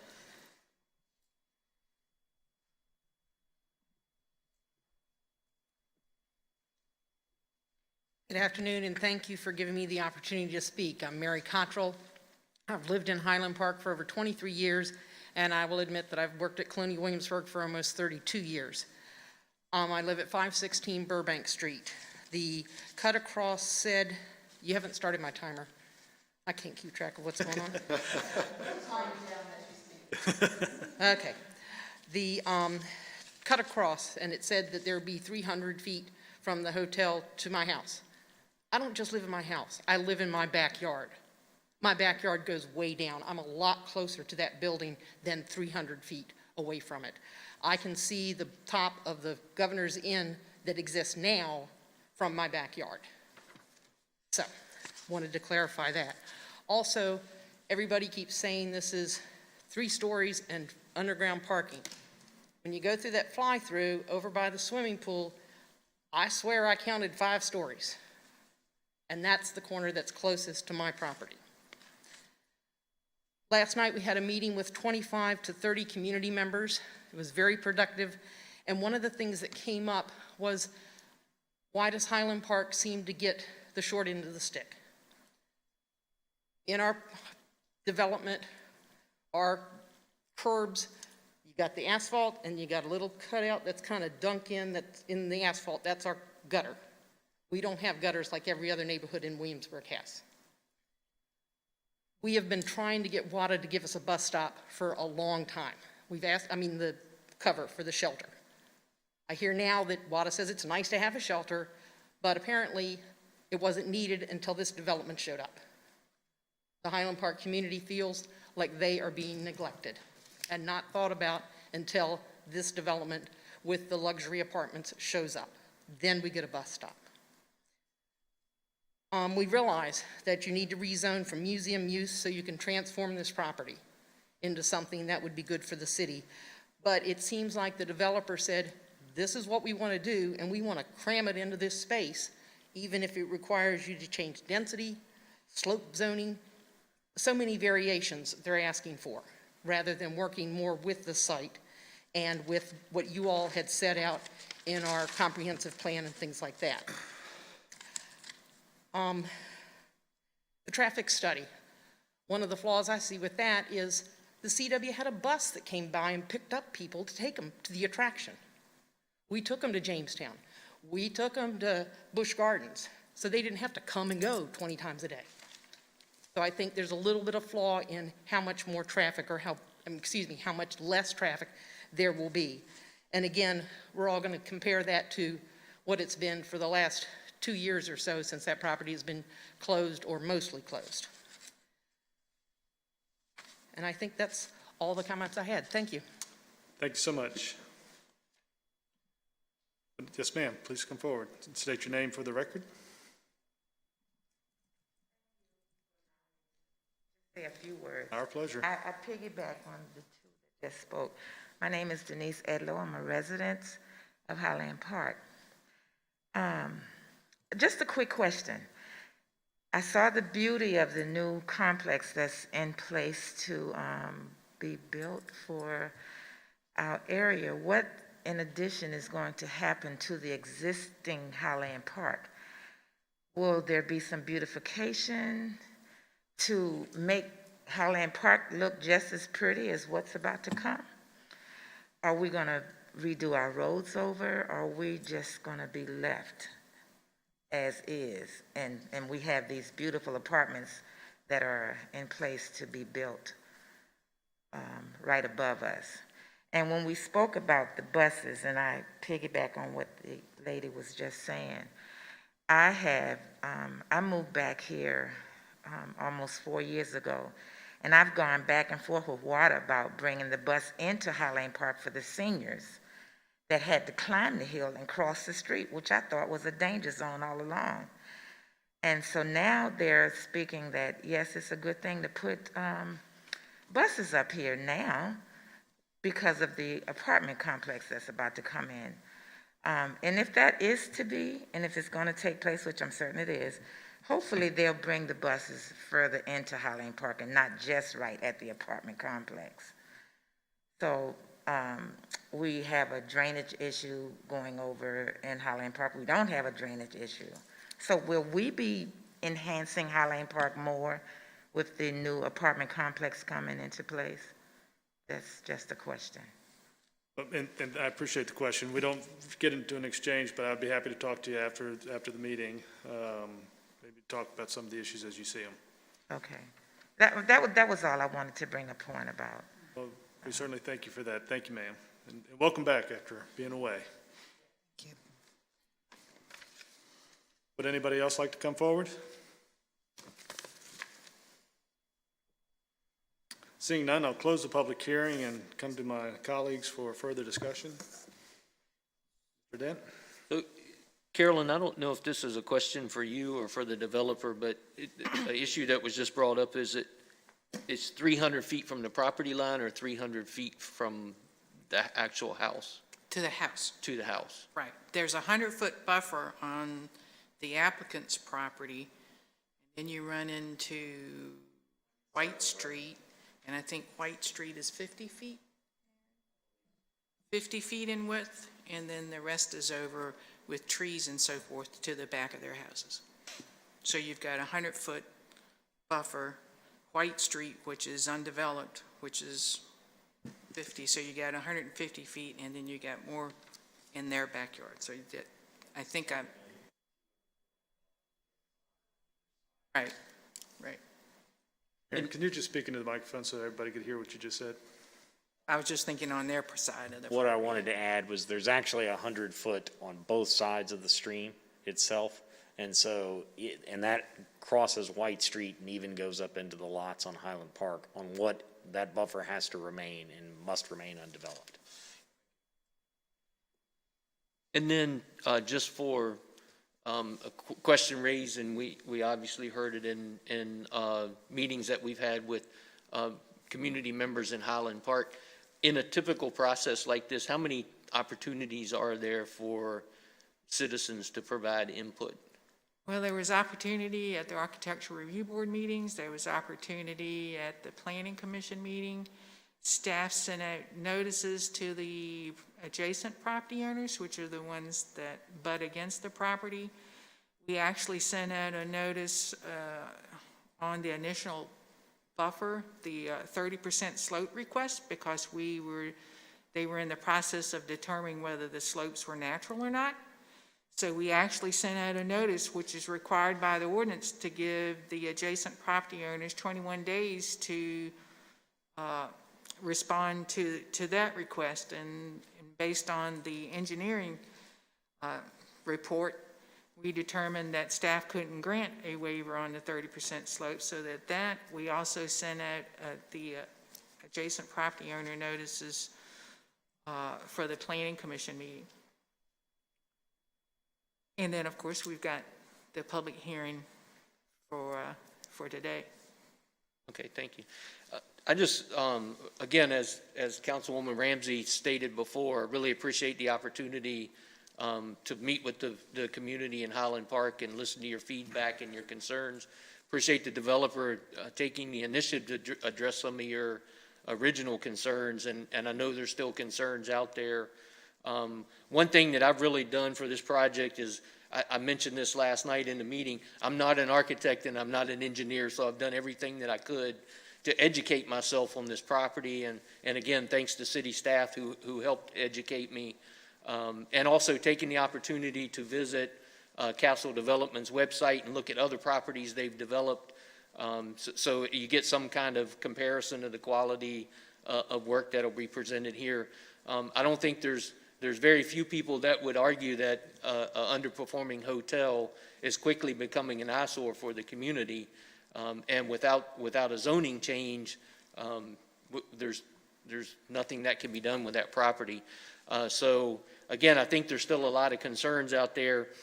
Carolyn, I did have one other question that came up that from the Planning Commission, and it's another procedural question. At some point in that process, there was mentioned possibly putting a fence on the north side of the property. That's correct. Is there still some option in the process for that request? Council would like to have a fence on the north side of the property that needs to be made part of the use permit requirements.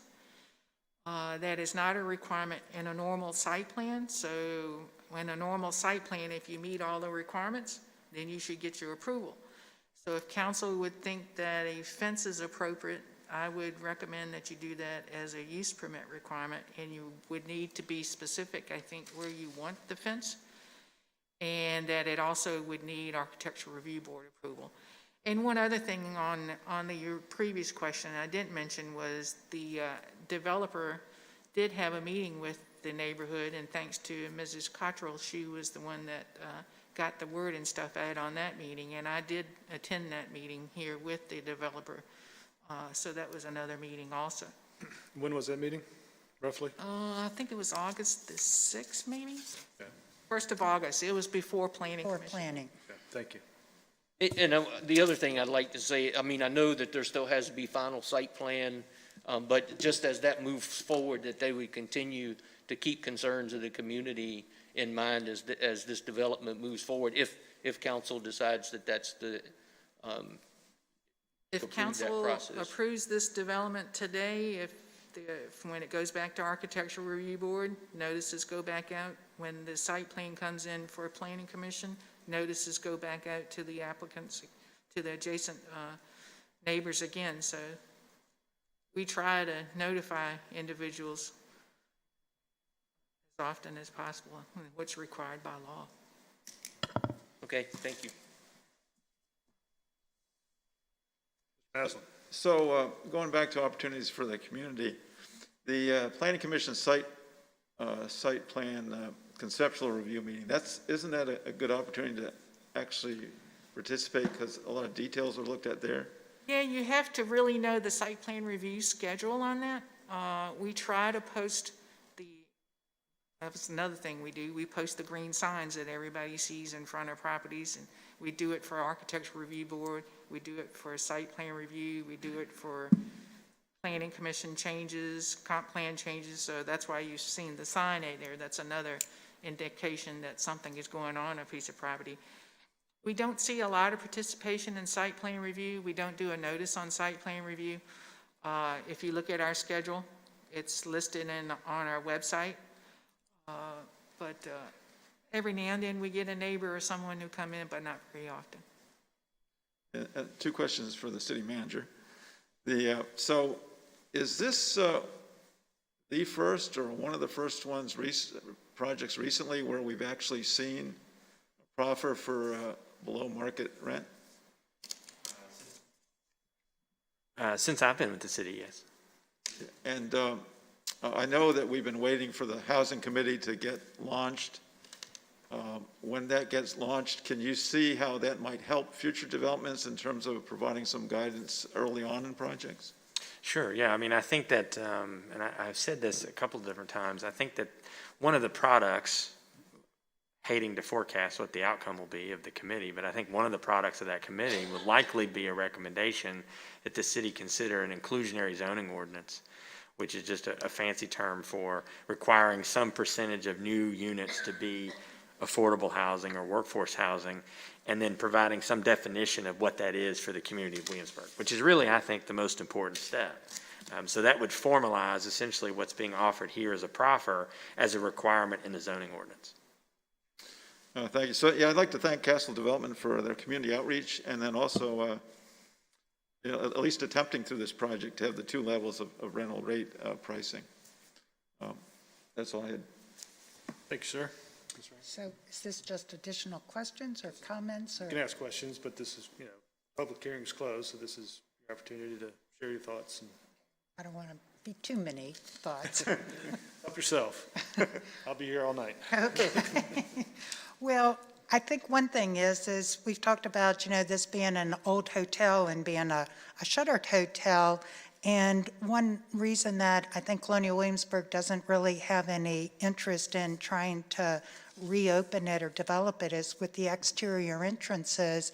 They just aren't really used anymore. And from what I understand, school children, if they come on trips to Colonial Williamsburg or would want to do that, aren't allowed to stay in hotels with exterior entrances.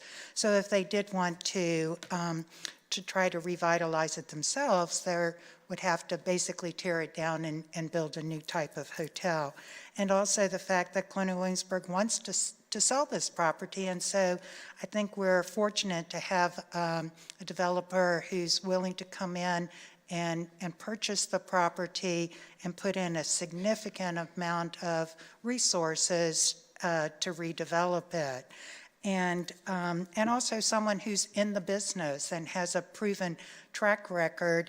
And I mean, with the amount of money that he's putting into the project, the last thing he wants to do is fail. So he's going to do everything he can in the material, the design, all of that, so he is successful and doesn't have problems down the road.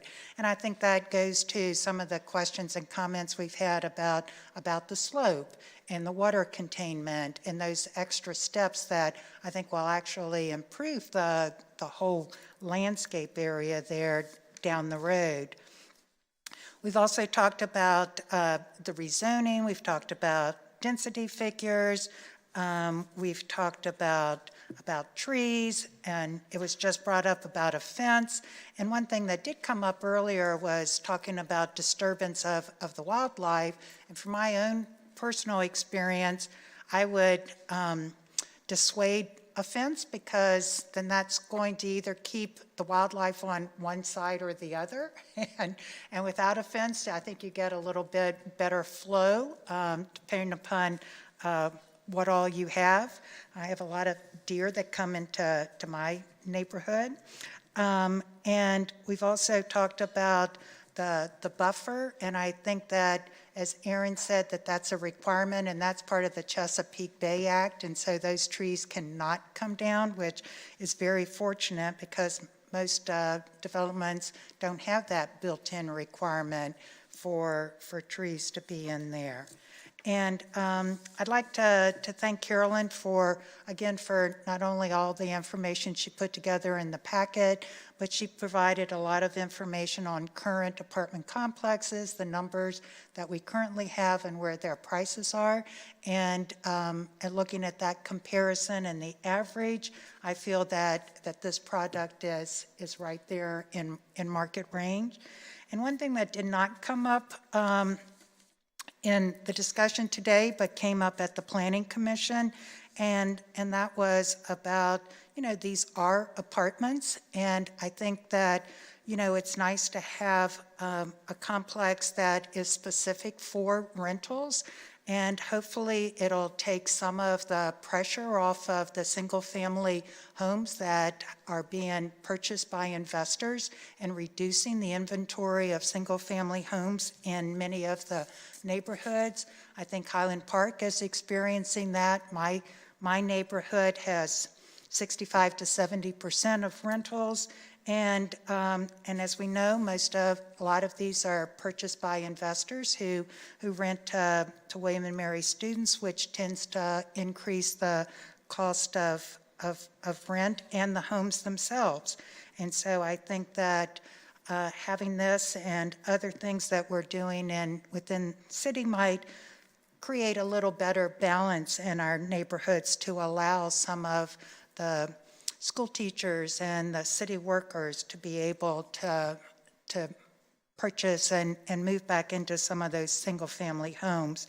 And as many people know, I have one rental that I do rent to students. I think a lot of people in the city have rentals, but I'm talking about those who have 6 to 12 and make their business out of renting to students. And so I think that this is something that could be of benefit in a variety of different ways. So that's it. Thank you. Thank you, ma'am. Mr. Rogers? Carolyn, circling back, you mentioned that if council's to go ahead with the project, there would also be an opportunity for public comment at an ARB meeting and site plan review committee in the future? Right. If this was to get approval, the final building designs, including lightings, signage, benches, outdoor patios, all those types of things need to be approved by the Architectural Review Board. So that's an opportunity. You'll see the green sign go back up with the case number on it.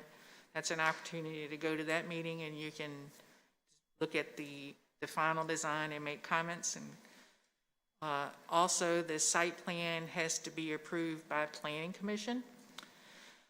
That is not a public hearing. The green sign goes back up. So if you see the green sign out front and it says SPR, site plan, I would recommend coming in, looking at the plans, making comments to staff.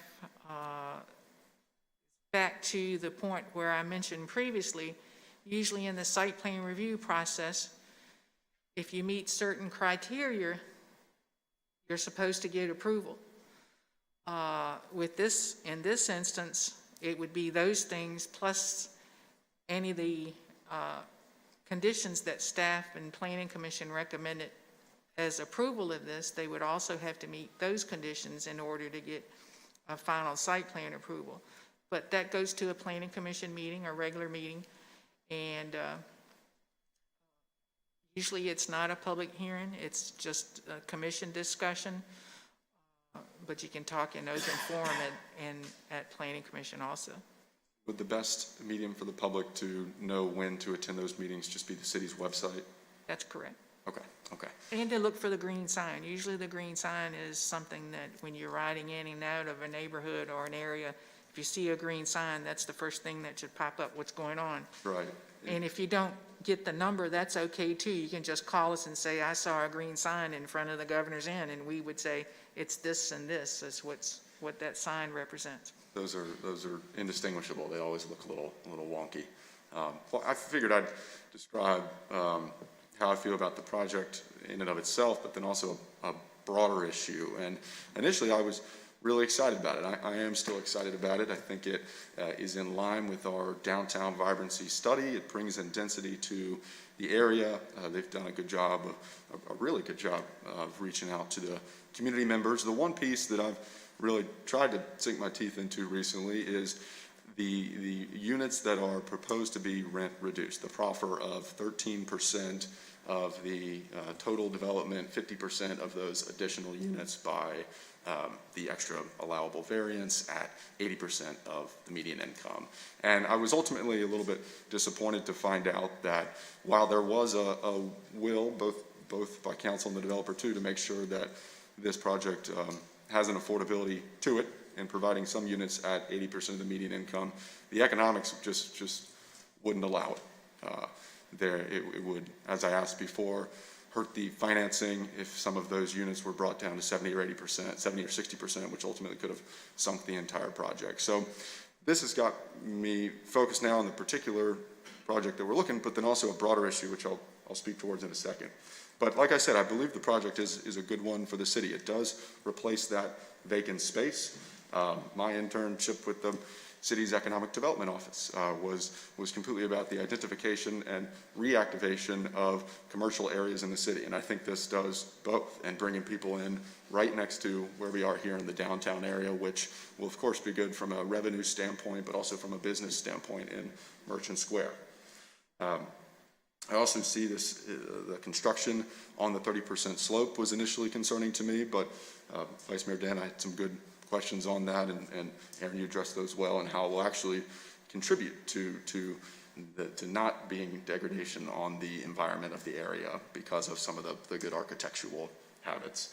And finally, in the fiscal impact study, I was pleased to find that there could be potentially over $400,000 given to the city on a recurring basis as we are bringing in more people closer to the downtown area. And Ms. Denise, to your comments, I see these funds and a lot of potential comes with them, but one of them could very well be going right back towards the community in the reinvestment of spaces like Highland Park. But again, I circle back to the idea that it just wasn't possible to try to provide some of these units at a more affordable level. And this has been disappointing for me because as HUD defines it, some of the units would be rent reduced, but at the level that they do, the single units at 1,237, the double units at 1,485 are difficult for some people in our area, some folks in the workforce economy here in Williamsburg to afford. And it almost seems that despite them being, as HUD sees it, below the median income, they're not actually below the median rent, because the Williamsburg Area Association of Realtors found that to be, like our memo says, $1,093 per month. So another HUD definition, expending more than 30% of your income means that you're considered housing challenged. You're spending more on housing than someone who's comfortably doing so may be. So I thought I would look up and see what jobs in the community would be, in living even in the rent-reduced units, expending more than 30% of their median income. And the best source of that data is William & Mary, because it reports out on all of the salaries of all of its salaried employees. And these jobs I found are really good jobs that, again, by HUD's definition, would be considered housing challenged, even though they are in the rent-reduced units. Some of them were lab specialist, library reference, law enforcement officer, and I was surprised to find that these good, well-paying jobs just unfortunately weren't able to be in the rent-reduced units. So if we can't expect to be serving the workforce of Williamsburg by providing housing, how are we to do so? And I think this proposal will show me that we can't necessarily expect outside groups and financing sources to incentivize service to an area's working class, because the incentives are simply too high, and in some ways the economics of it just don't work out. This is problematic because the folks who would love living in the affordable units here in Williamsburg, potentially folks who already work here in Williamsburg, are unable to. And because of that, as I'm sure we all know, that a lot of these people end up living farther away outside of the city and needing to commute in every single day, sometimes 30 minutes, an hour outside of the city. And in some ways, they don't necessarily have a seat at the table, and we are their seat at the table. So what this has ultimately shown me is how much council should have an appetite towards providing affordable housing for an area, and how difficult it is to try to do that in piecemeal ways. And I think the onus is now on us to see our workforce housing advisory group, which has been talked about, but a first meeting of it has not occurred, actually occur sometime soon. And as we're heading into the GIO session, I'm certainly planning to be a bigger advocate on that, and I hope that my council colleagues would join me as we try to provide more affordable housing for the Williamsburg area. But on a whole, I do think that this project, as I stated, is a good one, and I understand that it is responding to what would work here in the area, and I think it will do great things by activating that vacant space, great things by bringing in more revenue for the city. But I would like to see ultimately an ability to really provide true rent-reduced units in Williamsburg. Thank you. Thank you, Mr. Rogers. And I think your point about affordable housing is well taken. And I know it is something that we've talked about a lot, and so it's time to maybe put some action to that. So I certainly support that conversation. So somebody brought up an issue about the building and why it's so bad. I probably have a unique perspective on it, being a former hotelier and now an apartment owner. And have walked this property extensively, and it is beyond salvageable. The brick veneers falling off the building, the cement is deteriorating above the sidewalks. It really needs to come down. And even if it was salvageable as a hotel, it's outlived its marketability to modern travelers. So I don't think it's salvageable. So you got to look at this site as a redevelopment opportunity. And when you look at that, you have to determine what's the highest and best use. And I think Planning Director Murphy talked about that, and Planning Commission had mentioned that. What would you put there? It's not going to be a bank. It's not going to be a grocery store. And so for me, the highest and best use is, in fact, housing. And I think the developer has brought forward a nice project that's going to complement Williamsburg well, just not only in aesthetics, but I think in terms of what it's going to provide in economic vitality for not just the downtown area, but all of Williamsburg. The economic feasibility results demonstrate that. And beyond that, I think it provides a great opportunity for Colonial Williamsburg to divest itself of really a liability that's costing them every day, that it sits there, both in utilities and taxes.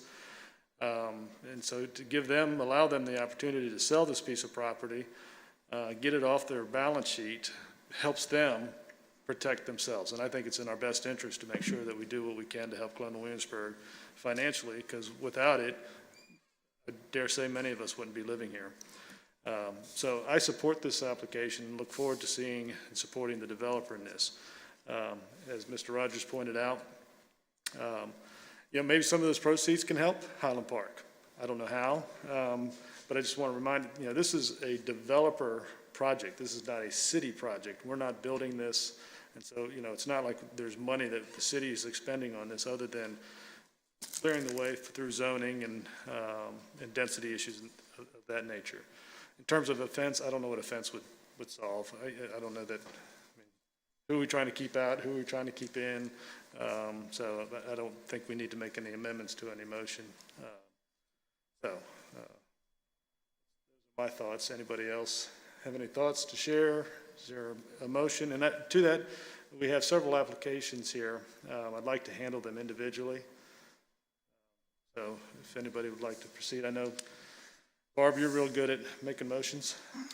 So I will start with PCR 20-013. I move that City Council approve PCR 20-013 comprehensive plan change as recommended by the Planning Commission. Is there a second? Second. Ms. Felica, would you call the roll? Mr. Rogers? Aye. Ms. Ramsey? Aye. Mayor Pons? Aye. Vice Mayor Dent? Aye. Mr. Maslin? Aye. And then we go to PCR 20-014. So moving that City Council approve PCR 20-014 rezoning from MS to LB-1 with proffers as recommended by Planning Commission. Second. Mr. Rogers? Aye. Ms. Ramsey? Aye. Mayor Pons? Aye. Vice Mayor Dent? Aye. Mr. Maslin? Aye. And then to PCR 20-015, I move that City Council approve PCR 20-015 special use permit for density increase as recommended by Planning Commission. Second. Mr. Rogers? Aye. Ms. Ramsey? Aye. Mayor Pons? Aye. Vice Mayor Dent? Aye. Mr. Maslin? Aye. And then to PCR 20-018, I move that City Council approve PCR 20-018 text change for slope waivers as recommended by Planning Commission. Second. Mr. Rogers? Aye. Ms. Ramsey? Aye. Mayor Pons? Aye. Vice Mayor Dent? Aye. Mr. Maslin? Aye.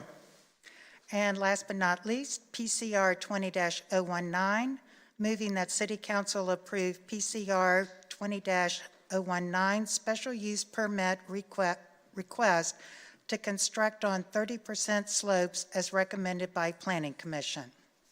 Second. Mr. Rogers? Aye. Ms. Ramsey? Aye. Mayor Pons? Aye. Vice Mayor Dent? Aye. Mr. Maslin? Aye. Thank you again for all your work and comments amongst council members. So then now takes us to PCR number 20-008, a zoning text amendment to Article 5 for signs, Section 21-749. Ms. Murphy. Right. Mayor Pons and members of council, this is a request to amend Article 6, signs, Section 21-749A3 of the Zoning Ordinance by adding additional text to prohibit uses for moving devices as well as costumes and signs held or worn by a person that is in motion by any means, including fluttering or rotating, as outlined in the attached ordinance. Staff has received several complaints concerning individuals dressed in costumes displaying signs or advertising signs on and off premises throughout the city. In your packet, I included the statement of intent for signs. The zoning ordinance currently prohibits off-premise signage and portable signs. It also prohibits signs consisting of pennants, ribbons, spinners, blades, inflatables, and other moving devices. Staff is proposing to tighten this section of the ordinance to prohibit floating and stationary balloons, a string of flags, sail feather signs, inflated devices, or other similar moving devices, as well as costumes and signs held or worn by a person that is in motion by any means. This change will help with enforcement and better define signs that are prohibited in the city. Planning Commission held a public hearing on August the 19th. No one spoke at the request. The commission recommended to City Council by a vote of 6-0-1 approval of the proposed ordinance number 20-14. I'll be happy to answer any questions you may have. Are there any questions from Ms. Murphy? No questions from me. A couple questions. Does the ordinance affect the police department. So several times a year, police officers and friends of the police department will be at the CVS and Walgreens with signs getting donations for back to school or the holiday season. Would that affect them at all? I think the intent of this ordinance was, the one that comes to mind the most are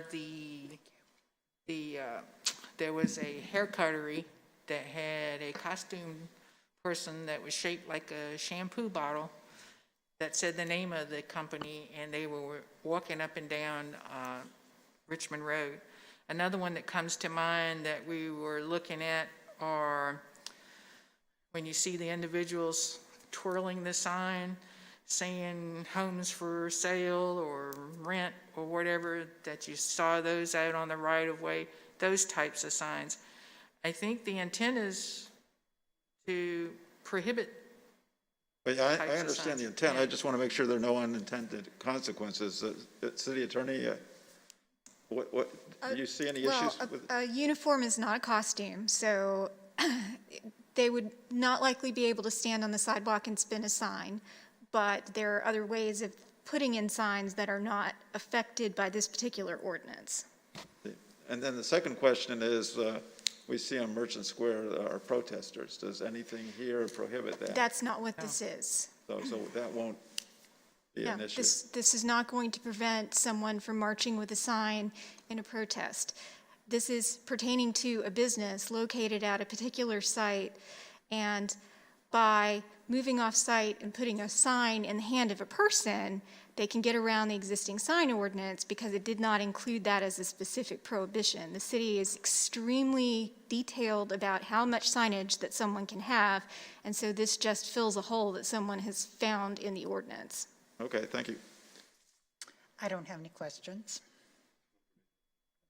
With that, I'll open the public hearing and invite anybody to come forward who'd like to speak on this matter.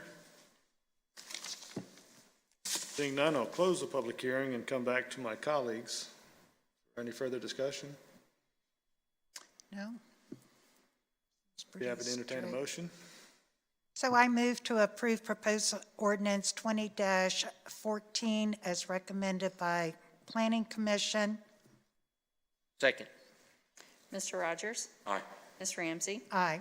Mayor Pons? Aye. Vice Mayor Dent? Aye. Mr. Maslin? Aye. Thank you, and that takes us to PCR number 20-002, a zoning text amendment to Article 564, Article 4, Supplemental Districts Regulating to amending Section 21-607. Ms. Merkel. Mayor Pons and members of council. The Board of Zoning Appeals on November 5th, 2019 directed staff to draft an ordinance for consideration by Planning Commission and City Council to amend the zoning ordinance to address the encroachment of open decks and porches into the side and rear yards. The amendment is due to the number of requests for unenclosed porches that encroach into a required yard setback to become fully enclosed as part of the primary structure's footprint and thereby making that primary structure non-conforming. The Board of Zoning Appeals reviewed the proposed ordinance amendment on February 4th, 2020, and supports the proposed ordinance. Currently, unenclosed porches, terraces, balconies, and decks may extend 5 feet into a required front yard, 5 feet into a required side yard, and 12 feet into a required rear yard. Unenclosed shall mean no side enclosure other than railings that is more than 18 inches in height, exclusive of screens.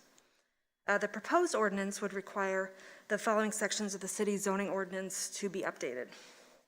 Amend section 21607C. Open decks may extend 5 feet into a required front yard, 5 feet into a required side yard, and 12 feet into a required rear yard. Open deck shall mean a deck with no roof and no side enclosure other than railings, and which does not have a permanent foundation. Add section 21607D. Unenclosed porches and balconies shall not project into any required yard areas. Unenclosed porches or balconies shall mean a porch or balcony with a roof, but no side enclosure other than railings or screens. add section 21607E, enclosures of existing unenclosed porches encroaching into a required setback is permitted only with a special exception, and renumbering sections 21607D, E, and F for the noted changes. The building setbacks are designed to maintain a standard yard requirement in each zoning district, and when multiple homes are requesting expansion into that required setback, the zoning district's uniformity is compromised. Recently, new construction has shown us that developers are building to the fullest footprint limit on those setbacks. The proposed ordinance would not prevent homeowners from constructing unenclosed porches so long as they are located within the approved building setbacks. And for homeowners who currently have an unenclosed porch with a roof and an existing foundation that extends into that required setback, the proposed ordinance would require a special exception for the enclosure rather than a variance. Staff recommends amending the section 21607 special yard regulations. Planning Commission held a public hearing on August 19th, 2020, and one citizen spoke on the request with a question. Planning Commission recommended to City Council by a vote of 601 to amend section 21607 special yard regulations. Therefore, the suggested action based on the Commission's recommendation would be to approve the proposed ordinance 20-13 as recommended by Planning Commission. I'm happy to answer any questions you may have. Thank you, Ms. Merkel. Any questions? No questions. Straightforward. The only, it's not really a question or comment, but just to reconfirm what you said, that this is only when it extends into the setback area. If someone has, let's say, a 50-foot yard in the back, they can sort of do whatever they want up to the 25-foot setback area. They could do whatever they want if it meets so long the other Right, zoning requirements with right. height. And yes, yes. That was the only question, comment I had. And just to confirm, they can build a deck into the required setback. An open deck would be defined as having no roof or permanent foundation. Yes, they can still build that into that noted area in red, into both the rear, front, and side yards. So that it still affords residents to have some outdoor living space off the ground. Can't cover it up. There would be no roof line or permanent foundation, and then there's always the opportunity to build a patio as well. This is not regulated by that. All right, if there's no other questions, we'll open the public hearing and invite anybody to come forward. Yes, ma'am. Please state your name for the record. Hi, I'm Cynthia Baker, and I live at 89 Governor Berkeley, and I just want to say I'm in support of this amendment, and I want to thank staff for all their work in bringing this forward. Thank you. Thank you, Ms. Baker. Would anybody else like to come forward? Seeing none, I'll close the public hearing and come back for some discussion. I have nothing. Offer? I think Ted had a comment. No, I support this, especially we see some of our newer developments, the cul-de-sacs, where you may have your backyard is actually coming up against someone's side yard, which there's a garage there, which really doesn't have any adverse effect on your neighbors. So I definitely support this. Would you like to make a motion? Or would you like me to? I move to approve proposed ordinance 20-13 as recommended by Planning Commission. Second. Mr. Rogers? Aye. Ms. Ramsey? Aye. Mayor Pons? Aye. Vice Mayor Dent? Aye. Mr. Maslin? Aye. A lot of public hearings today. Okay, so that takes us to item H, consideration and approval of resolution 20-17, amending the general fund budget for the city of Williamsburg. Ms. Dameron, welcome. Thank you. Mayor Pons and members of City Council, Resolution 20-17 requests the appropriation of several grants the city has received. The first one is $1.3 million in coronavirus relief funds. This brings the total coronavirus relief funds received by the city to $2.6 million. And as you're aware, these apply to any reasonable and necessary expenditures for protecting public health that were not included in the budget as of March 27th, 2020, and the costs are incurred between March 1 and December 30th of 2020. The city was also awarded $52,241 from the Department of Elections CARES Act funding, and these are used for costs related to the coronavirus for items such as mail-in and equipment and other expenses related to voting preferences.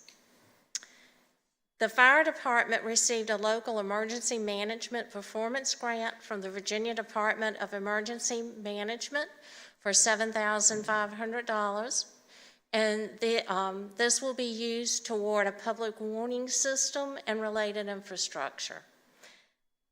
Also, two grants were received late in FY20, so these will roll in the FY20 as we close that year into fund balance, and then we're asking to appropriate amount of fund balance in FY21.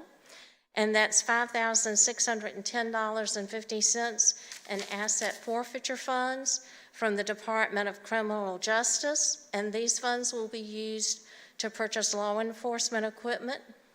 And Codes Compliance was awarded a $2,000 grant from the Virginia Department of Housing and Community Development that will be used for training. Staff recommends that you approve this resolution. And I will also add that included in your packet was an updated list of proposed funding for the CARES Act. Yeah. Okay. Any comments, questions for? Just want to say thanks to staff for putting in the work to obtain this grant funding. Obviously, it's always a benefit, but specifically, Ms. Dameron, I know to you, the city manager mentioned this week the amount of forms you're having to fill out for the audit on the CARES Act fund. So I appreciate all the work that you and your staff are putting in to keep track of all of that funding. Thank you. I would like to ditto Vice Mayor Dent's comments. Thank you very much for all you do to keep our numbers straight. Rogers, anything? None for Ms. Damon, no. Well, yeah, so thank you. I know that dealing with the CARES Act and making sure that we comply to everything has been a challenge. We're grateful to have the additional funds come in. It'd be nice to be able to use them for some things that they don't allow, so offset some loss of revenue, but I commend the city staff for providing some good opportunities to do things that we wouldn't otherwise do. So with that, I should have a public hearing before I have my comments. I'll open the public hearing now that the public seems to all have gone home. Mr. Braxton wants to speak? Nope. Okay, so we'll close the public hearing and I'll come back to my colleagues for comments. No comments. No? Your motion?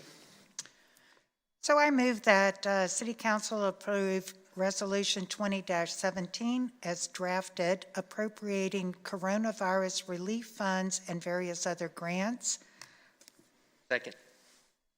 Mr. Rogers? Aye. Ms. Ramsey? Aye. Mayor Pons? Aye. Vice Mayor Dent? Aye. Mr. Maslin? Aye. Okay, so that takes us to the reports part of our agenda. We have monthly financial statements.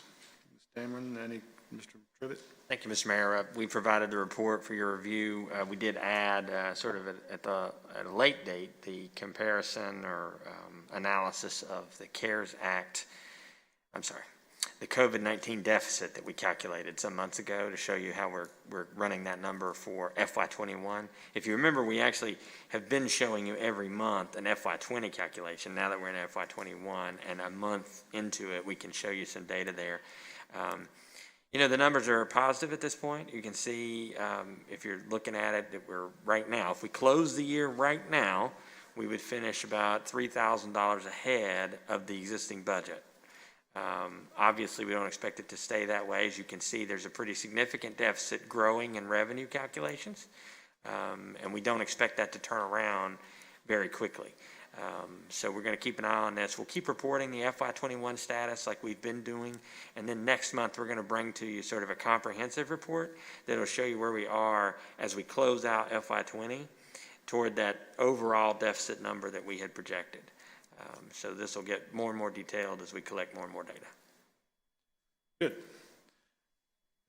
See more visitors come to town and erase that deficit. So that takes us to the monthly departmental operating reports. They're available for your review. Questions? No? Mayor Pons? Yes, sir. I actually had a question, if I could briefly go back to the COVID-19 Sure. report. Drew, just want to make sure I'm reading this right. Lodging, projected August, over 200,000, but actual August was over 100,000. So is that a substantial decrease in how much we were projecting for this month? I've clicked the link to open it. You'll notice that when we presented the CARES Act money plan, one of the items was to replace the city's Wi-Fi system. I did. And hopefully that'll solve this problem. Barbara, do you want to address this? Because I can't seem to pull it up.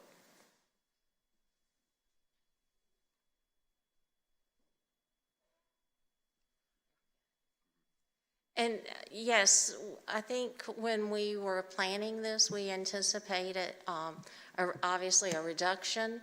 I want to say we anticipated about 20% reduction.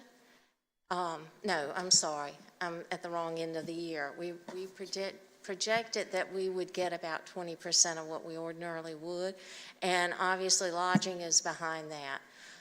Meals, however, is doing better than we anticipated. I will also just add, as we look at this projection, that some of the CARES Act money that would have shown as revenue and shows on the monthly financial, I backed out. And any expenditures that may be related to that, I also backed out because obviously that one would offset the other in that. So any other questions, I'd be glad to. That's all for me. I think just very obvious how much the kind of lodging and for us, the hospitality industry has been hit by COVID. So thank you very much for that clarification. Okay, so no questions on monthly department operating reports. Takes us to city manager report. Mr. Trey. None today, Mayor Pons. Shelton, anything for? Later in the agenda. Yeah. Okay, so then any unfinished business? Hearing none, we'll move to new business, which takes us to item A, consideration and authorization to award a bid to purchasing a mobile stage. Tyler?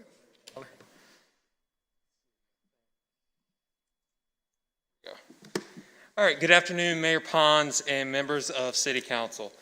So the Parks and Recreation Department was awarded funding from the Tourism Development Fund grant program in the amount of $100,000 to purchase a mobile stage. The original grant application was submitted by the Williamsburg Regional Library, but after grant review committee discussion, it was determined that a mobile stage would be a beneficial asset for the city. As part of our thorough research, Parks and Recreation Director Robbie Hutton and I went to visit localities across the state of Virginia that had mobile stages that we felt would be a good fit for the city of Williamsburg. We visited Culpeper County, which has an Apex brand stage. We visited the town of Christiansburg, which has a Stage Line brand stage. And then we also visited the city of Hampton, which has a Winger brand stage. It was important for us to see each stage and have municipal staff and local staff at each city and local jurisdiction that is tasked with transport, setup, and breakdown and operation of that stage on a daily basis walk us through their process. As a result of that effort and considering the high demand for potential use, we determined that the Winger Showmobile would be the most durable and the best fit for the city of Williamsburg. The factors that set the Winger Showmobile apart from the other stages were, it has a hydraulic self-leveling system. It basically has a remote control that allows for unlimited sight line, and it allows for fewer staff needed for setup and breakdown each event. It also has a hydraulic accessible ADA compliant lift. It is equipped with stage performance lighting, and it also has a 5-year warranty, which the other stages did not offer. The Winger Showmobile has a 28-foot by 14.5-foot standard performance area, which can expand to a 40-foot by 20-foot performance area. In order to purchase this stage, an additional $69,177 is needed. It is our recommendation to purchase the Winger Showmobile from the Winger Corporation in the total amount of $169,177. The stage will be purchased using cooperative procurement Omni contract number R19124. I'm happy to answer any questions that you might have at this time. And Tyler, this may be for you or Mr. Trivett, but just for the general public, if you look at the times we're in and you see we're buying a stage, could you just envision how we plan on using this stage to benefit the community? Sure. You know, we've got a pretty close relationship with Culture Fix, and so we had some conversations with them about how do we advance our public event process, even with restrictions on social gatherings. And while we are currently in a restricted environment that only allows 50 people, at some point that will lessen back to 250 or 1,000 people for social gatherings, at which point we want to be in a good position to do that. And we don't have a tremendous amount of outdoor infrastructure to support those types of events. And so Culture Fix, along with city staff, felt like this would be a good acquisition, that we could move around the city and have those events in spaces that could accommodate those crowds that are socially distanced. Thank you. And I'll just add to that too, Culture Fix and several organizations have already reached out to us and expressed interest in using the stage. Awesome. So we know we've got the community building that is offered for rent and for events. Is there any anticipation that maybe this would be part of an offering? Absolutely. So, you know, the event could be used for city events, potentially on the green lawn. And then, as mentioned before, we would also rent the stage out to other local partners that could use the stage. Okay, thank you. Thank you. I'm really excited about this, and it's nice that it's all self-contained and one unit. When you said it doesn't take many staff to set it up, I mean, how many is many? Typically 1 to 2 is all that's needed, which was a huge asset and one of the major focal points that we looked at. Some of the other localities that we looked at, it took as many as 5 or 6. So with the amount of use that we anticipate this getting, it was really important for us to get a stage that could be easily set up and broken down for each event. And this is sort of I guess a stupid question. Does it require a special truck to pull it, or yeah, so is that part of the package? Right. And we do have vehicles that can transport this. It takes a little bit more than just your standard truck, but we have the equipment necessary to transport it. And once the procurement goes through, how long will it take us to get it? Sure. So typically it's about 30 days, and that's still what we're shooting for. But with COVID, the manufacturer has experienced some delays. So we're going to shoot for right around 30 days, but it might be a little bit longer than that.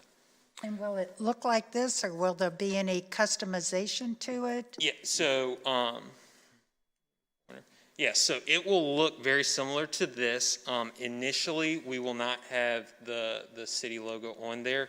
It's actually more cost efficient if we get the city seal wrapped locally as opposed to through the company. So initially it will look that but it will be wrapped.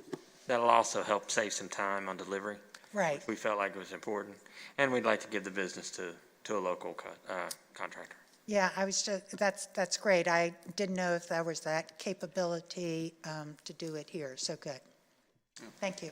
Thank you for coming to present in front of us, Tyler. That's really neat to hear that it will be branded with the city seal, and it certainly is a cool device. Just want to clarify, I guess I have 2 questions. Clarify one point for the public, anyone who might be listening. The additional funding that's being requested is not from CARES Act, but for the Tourism Resilience Fund. Right, correct. And I know Mr. Trivett and Ms. Dammer were working on a couple different options, but yes, I do believe that is correct. Right, and I think this will play in perfectly with tourism in the region. And my second one is, do you think that the Parks and Recreation Department on a nice temperate day might allow a monthly council meeting in the... That would be up to Mr. Trivett and Mayor Pons, but yes, we certainly could look at the idea of an outdoor meeting. Okay, maybe we break it in that way. Council Yeah. Takes a road trip. I think that all depends on how well you sing, Mr. Rogers. Guess it's a no. Thanks, Tom. Tyler, thanks for bringing this forward. You know, obviously, we like this when we approved it with the Tourism Development Fund, but I think, given where we are today, in trying to get this out into our marketplace sooner rather than later, makes good sense. And, you know, I envision having sort of the Summer Breeze concert series that we had downtown that was canceled, but on mobile. You know, so maybe, you know, with the aid of Culture Fix, we can do events in High Street or down at Quarter Path and do smaller events for smaller groups of people, you know, just to get people outdoors, and, you know, working to get our lives back together. But from an economic standpoint, you know, if you place this in the lot out there next to Plaza Azteca, and you invited via tickets 50 people to attend, those people picked up their meals at Liaco or Plaza Azteca or Five Guys and ate and enjoyed some music, I think, you know, brings some additional customers to those folks, but just puts more vibrancy out there. So I like it. Thank you for bringing that forward. Well, and one thing that has come up too in some of the discussions is having the mobile unit and the smaller number of people is being able to do things on multiple nights. Yes. So it could have 50 people on Tuesday night and another 50 Thursday, and just get some entertainment out there. So it's good. Be happy to entertain a motion. So I move that City Council approve the purchase of the Wanger Showmobile for $169,177. Second. Mr. Rogers? Aye. Ms. Ramsey? Aye. Mayor Pons? Aye. Vice Mayor Dent? Aye. Mr. Maslin? Aye. That takes us to item B under new business, an ordinance to continue emergency procedures for the continuity of operations of the government and of the city of Williamsburg during COVID-19 So pandemic. Excuse me. Continuity. So in March, City Council adopted an ordinance that provides for the continuity of government, which in our case largely means holding electronic meetings during the COVID pandemic. And under the authority that we were using at the time, that was limited to a period of 6 months. And so that ordinance is due to sunset on the 12th.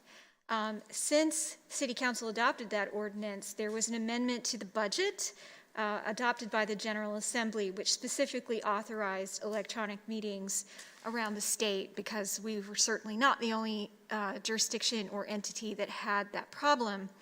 And so just to close up all the loops, this ordinance is a reauthorization for that. I understand that City Council is meeting now in person, and most city boards and commissions are meeting in person, but since we don't know what the fall is going to look like, my recommendation is that City Council keep this in place in case electronic meetings are necessitated again. They are not required, but they are authorized, and the city manager would make that determination as to whether or not it was necessary to go back to an electronic meeting. And unlike the previous ordinance, this ordinance, because of the authorization in the budget amendment, will run until the end of the governor's declaration of emergency. Questions? So what you were just talking about in terms of the ability to still have virtual meetings would cover the virtual meeting coming up with the school board? So that was covered under the General Assembly authorization. Okay. And I did opine that your ordinance also covered the school board, but they were concerned about that, and so the General Assembly action basically covered it on both ends. Okay. Now that that's been scheduled for us, yeah. Thank you. I don't have any questions. I move that council approves proposed ordinance 20-16. Second? Mr. Rogers? Aye. Ms. Ramsey? Aye. Mayor Pons? Aye. Vice Mayor Dent? Aye. Mr. Maslin? Aye. That takes us to appointments to boards and commissions. So this is just to move that we appoint Christopher McDade to serve on the Architectural Review Board for a term to expire on December 31st, 2023.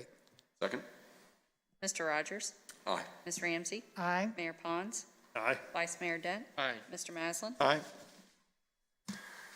That takes us to our open forum. Again, an opportunity for somebody to come forward, anybody, to share their thoughts with council. Seeing none, keep looking at you, Mr. Braxton.